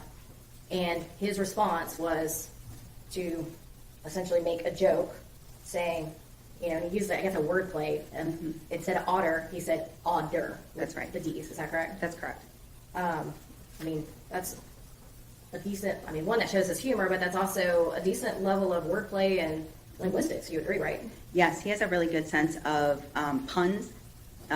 His use of sarcasm is also very good. His ability to accept it from others is much more difficult. You talked about, a little bit about his interrogations in law enforcement, correct? And in your view, you saw some evidence of some of these language issues. One of the things that you said in your report was that the defendant's extreme social pragmatic deficits, his emotional dysregulation, his inability to express congruent messages that match intent certainly impacted his communication with law enforcement. And you talked about that a little bit earlier. You also stated that these types of language challenges are often seen in individuals with autism spectrum disorder and can impact the effectiveness of Tanner Corner's oral explanations and storytelling. Is that correct? And that's from your report? Yes, ma'am. He was able to actively lie to the FBI and give them a full story about a green van. Do you recall that? I did not see, as far as I know, I saw him with the Texas Ranger. I'm not sure that I saw an interrogation with the FBI. So you didn't see any of the video with speaking to the FBI then? I don't believe so, no. Okay. In part of the interrogations with the Texas Ranger, would you agree that he was able to clearly communicate his version of the story at that time, that he was backing into her and all the other details? He was very detailed. Would you agree with that? Absolutely gave details that were completely false. And there were several times that the investigator said, and I need to get you back to the big picture, on the December 2nd interview, because he would kind of go down those tangents. That's because they were still trying to locate Athena Strand, correct? As far as I know, yes. Was he able to clearly give his version of placing the body in the bamboo? And he actually gave clear and precise turn-by-turn directions to investigators to get them to that bamboo forest. As far as I know, I didn't see, was that on the body cam video? Yes. Okay, then, yes, And assuming. did you see the video where he ultimately led them to the recovery of Athena Strand's body? I did. Okay. In that one, again, now granted, he came into 0, but then he still was able to give very clear turn-by-turn directions. He was able to very clearly tell him exactly where they put Athena Strand. Right, so you have two things at play there. Was that a yes or no? What was your question? He was able to concisely and very clearly give turn-by-turn directions and explanation of where Athena Strand's body was found in Bobo's Crossing. Yeah. Correct.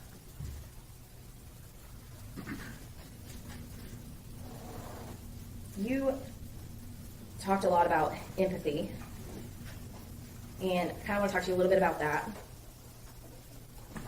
You reviewed all the letters that he wrote with his suicide attempt, correct? Yes. Okay. And you put in your report that that was, you saw in that deep empathy, was that correct? Yes. Okay. In a letter to law enforcement, you read that letter, correct? Yes. Okay. He denied responsibility and he blamed somebody else for the crime, is that correct? Yes, And you know that to be not true, correct? that's correct. Okay. Is that empathy to the family to leave them thinking somebody else out there killed their daughter? Of course not. In the letter to the family, he said, sorry, and so many people were affected by his breakdown, right? Not just your family, but my own as well, correct? Right. He said he owed it to you all to explain where my mind was at, but then he still gave untrue versions of the events. He blamed and talked about his Asperger's, not doing well with change, his different route, his being sold off to another company, but he still did not give a full telling of the events in that letter to the family, correct? Correct. Is that deep empathy to tell the family a version of the story that's still not true?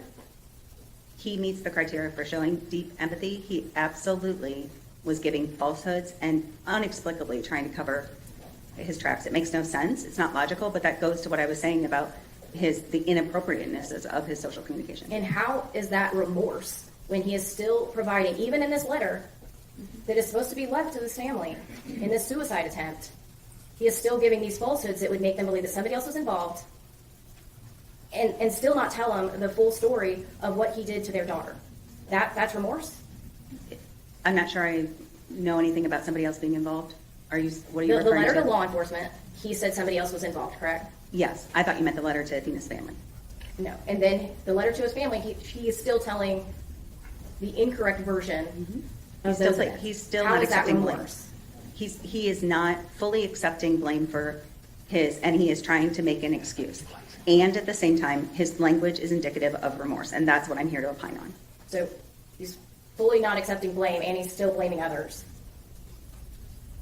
So, but you're saying that's What's remorse? the question? Is that remorse? Yes. And what he did say is remorseful.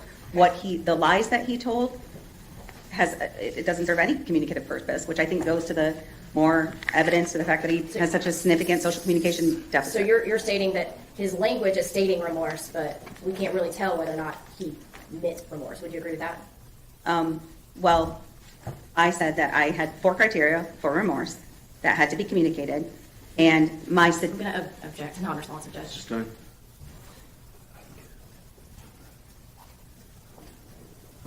What did Tanner Horner tell you about the crime? completely lied to me. What did he tell you? Told me there was no backup camera, and he hit Athena, and freaked out because he didn't know how to handle it. I don't think we got into much more than that. And this was January 14th, or actually, excuse me, January 15th or January 16th of 2026, a few months ago. That's right. And he completely lied to you. Correct. But we're supposed to believe that the letter is him being remorseful? Well, I want to answer the question. My suggestion of why that shows true remorse is because he thought he was going to die after he wrote it. He had a very significant suicide attempt. So was he lying to my face, and was that very difficult to know that and still see him as somebody who was remorseful, absolutely, that was hard. When he was lying to you, did you challenge him on that lie? No, ma'am. Why not? Because I needed to see the accuracies or the inaccuracies in his story. And so I didn't want to shut him down.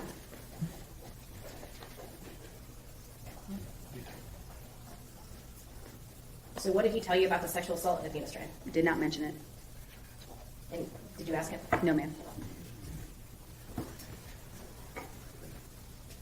Did you watch the full abduction video that showed the kidnapping, sexual assault, and murder of Athena Strand? I watched whatever I told you I watched. I don't know that it was the full video. It's whatever was provided in that package to Dr. Rumbala and then was provided as state evidence through the defense to me. So are you saying you just watched the PowerPoint, you didn't actually watch the actual video? I was not given the actual video. On that PowerPoint, you, I guess, got some clips, though, from Yes, that, ma'am. but not the entire video? Mm-hmm. Okay. When did you receive that? About 3 days ago.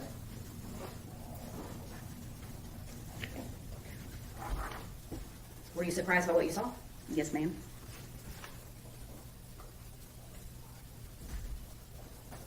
What were you surprised by? I was most surprised by the violence. I think the violence of it was really incongruent with the gentleman that I met, with the reports that I read hours about. It was shocking. It was horrific. It's awful, and I'm so sorry. Were you as surprised that you weren't able to see the emotional dysregulation that you thought you would see? I was surprised by it, and I did see a significant amount of language variation from the beginning to the end of the video. But I don't see the red face. I didn't see head banging. You know, some of those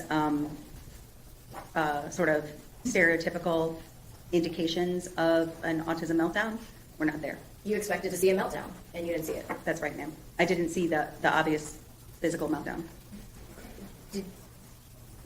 Again, you apparently weren't provided with the entire video, so I don't know specifically what clips you saw. Mm-hmm. But depending on what you saw, were you able to see how, I guess, calm he was when he grabbed her and put her into the truck? Yes. And were you able to see him speaking to Athena Strand? Yes. And what was his language like at that point when he was just talking to her at the very beginning? Calm. Calming. And did you hear Tanner Corner say, "Don't scream or I'll hurt you"? Yes, multiple times.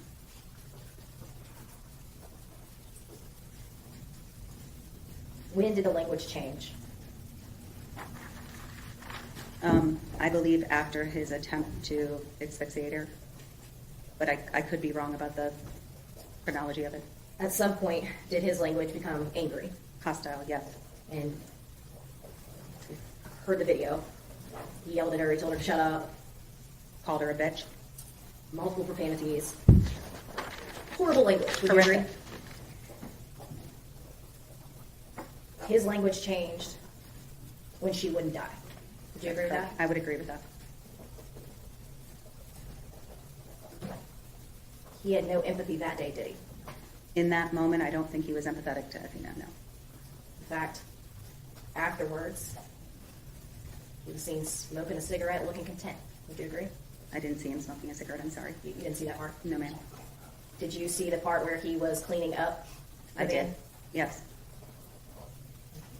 Did you hear him talking on the phone to his boss, making up a lie about him throwing up? Yes. He seemed calm, and his language was steady. Would you agree with that? I would agree. And he was able at that point to communicate to his boss effectively. All right, 10 minutes, we'll call you right back here.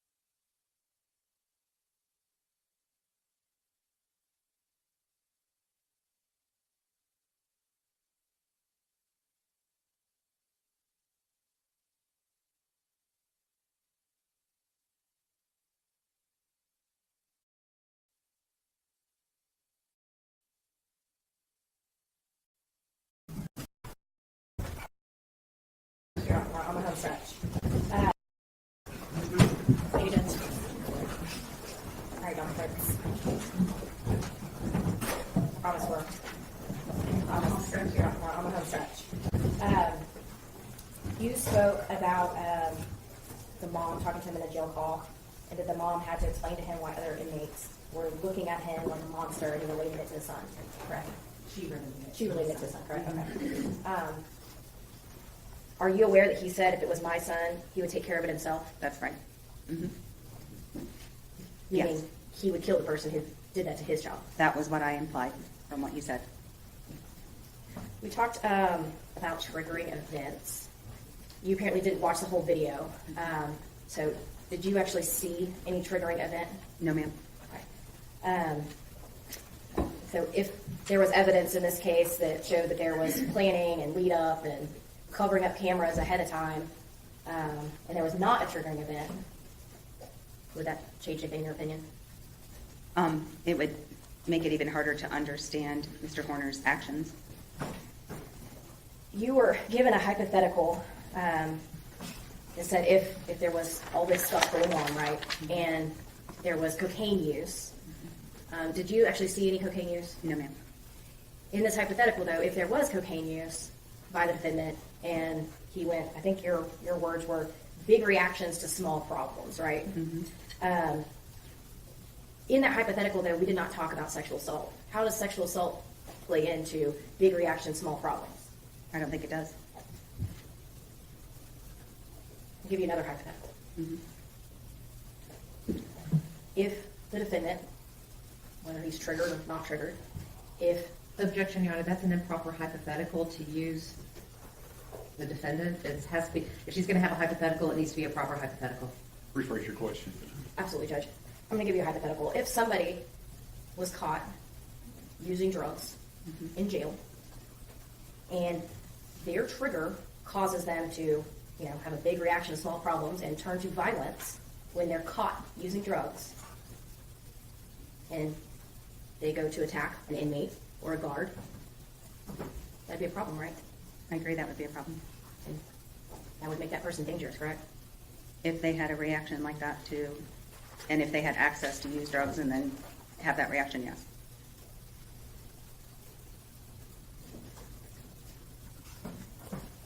You're not offering an opinion today that his language abilities caused him to commit this crime. No, ma'am. And you're certainly not saying that all autistic people would commit this type of violence. Of course not. And you're certainly not saying that Tanner Horner is not capable of understanding right from wrong. That's right. That's what, Ms. Judge. Redirect. Yes, Dr. Fritz. Let's talk about the records that you were provided. Okay. You had mentioned that you had been provided the same records that had been provided to a Dr. Arambula. Mhm. Do you know who Dr. Arambula is? No. Were you given a report from Dr. Arambula? Hold on just a moment. Yes. The jobs that the state asked you about. What significance were the incidents that led to Tanner's either resigning or firing or leaving that job? Lots of difficulty with what we call adulting. Transportation issues, significant interpersonal conflicts, difficulty understanding the importance of being a contributing member to society and continuing to have a work ethic, even when you don't want to. Those things are challenges that Mr. Horner consistently displays. Is that something that you see in your patients? Very often, yes. When you are talking about your patients and talking about Mr. Horner, how does the fact that he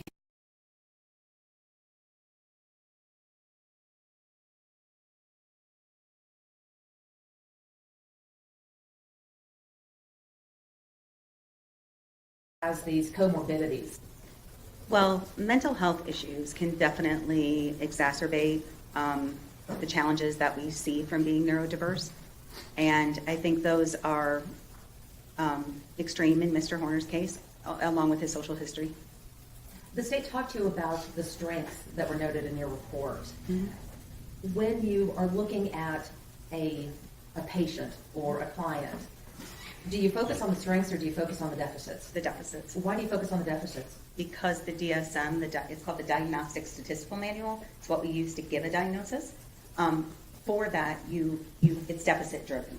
So you have to be able to look and see those. Unlike, like if they could do a blood test to see if you're diabetic, autism is a clinical diagnosis, so it's based on having those deficits. With regards to the deficits, how severe were the deficits that you saw in Tanner? Very severe in terms of his pragmatic deficits, his social communication deficits, very severe. Expressive receptive depended on the area. Some areas he was relatively typical in or had mild deficits, and other areas were more impaired. Dr. Fritz, is there a difference between being able to give information versus being able to effectively communicate? That's a great question. Yes. So information exchange is one portion of communication, and the giving and receiving of information is one part of it, but communication involves all those other subtle nuances that I've been talking to you about, like facial expressions and other forms of nonverbal communication to make sure that your intentions and your messages match. So the fact that Tanner could give information, does that necessarily mean that he didn't have the deficits that you had talked about earlier? No, and in fact, I think when he gave information in the interrogation video, for example, he was giving information, but the detective had to continually bring him back to point because he was missing the big picture. In the giving and receiving of directions, that's one subset of information exchange, and some individuals have a strength in that area. Mr. Horner also told me he has a strength in the giving and receiving of details relating to time, and the reason he has that, as far as I understand, is because of the fact that time is so hard for him. So he likes to know exact information there. Those things are under the same subcategory of pragmatics. So those you can have relative strengths within a given aspect of communication and still have overlying deficits. Is it possible for one to commit a horrific crime and still have deficits? Absolutely. And again, you're not here to excuse what happened or to justify what happened? No. Not here to say that that his autism caused any of this? Absolutely not. And Dr. Fritz, the last thing I want to talk to you about is one of the things that the state brought up regarding these suicide letters. Mm-hmm. How many letters did you review related to his suicide attempt? I think maybe 4. I know I remember reading one to the detectives. I know I read one to his pastor, Mimi, or his grandmother, and 5, because I also read one to his mother, and then I read the one to Athena's family. I think we can agree that the letter to the detectives carried a lot of falsehoods in it. Absolutely. Does that change your opinion about the letter that he sent to Athena's family? No, there are falsehoods in the letter he sent to Athena's family as well. And I think the information that he included to the detectives, the lies he tried to perpetuate in his letter to Athena's family, is just evidence of how limited his theory of mind is, his ability to use perspective taking, to recognize that people might compare notes, to recognize that you can, if you want to show true remorse and you want to do so effectively, it's not only the words that are on the page, it's also trying to avoid the mistakes you've made or correct the mistakes that you've made in the past. And I think that's the deficit occurring. As I mentioned earlier, the words are there that show remorse. And I think it becomes muddied by attempts to place blame otherwise. When you're looking at the letter to the parents, it appears that he was trying to explain what happened. Is an explanation of how someone got to where they are the same as blaming? No, I think his explanation of his stress is real and genuine, and I understood why he included that. I also want you to know that the route being changed frequently is a true trigger for a lot of my clients. It's a very real trigger. I can understand those explanations. The continual lying is the part that I think is trying to push blame elsewhere. And that's the part that that's not logical. And when it's not logical, that calls to mind deficit to me. And Dr. Fritz, at the end of the day, did that letter meet the criteria for remorse? It does. It has all 4 qualifying factors of language that's remorseful. We have a moment, Your Honor? Yes, ma'am.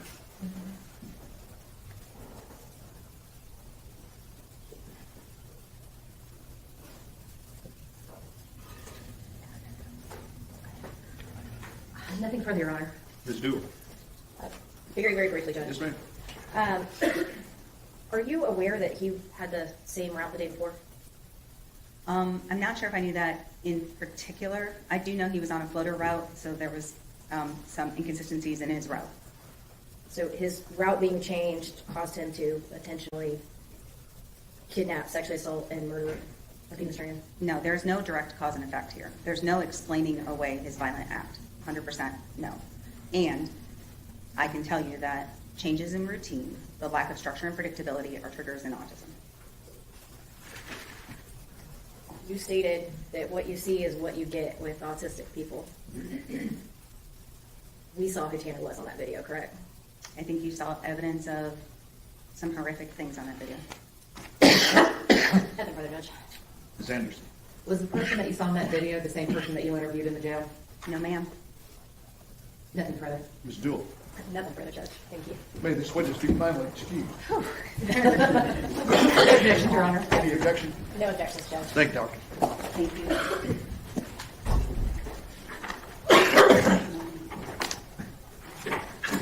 Before I choke to death, I'm going to send y'all home for the rest of the day, okay? Be back at 9 o'clock. You know, we'll see you then, okay?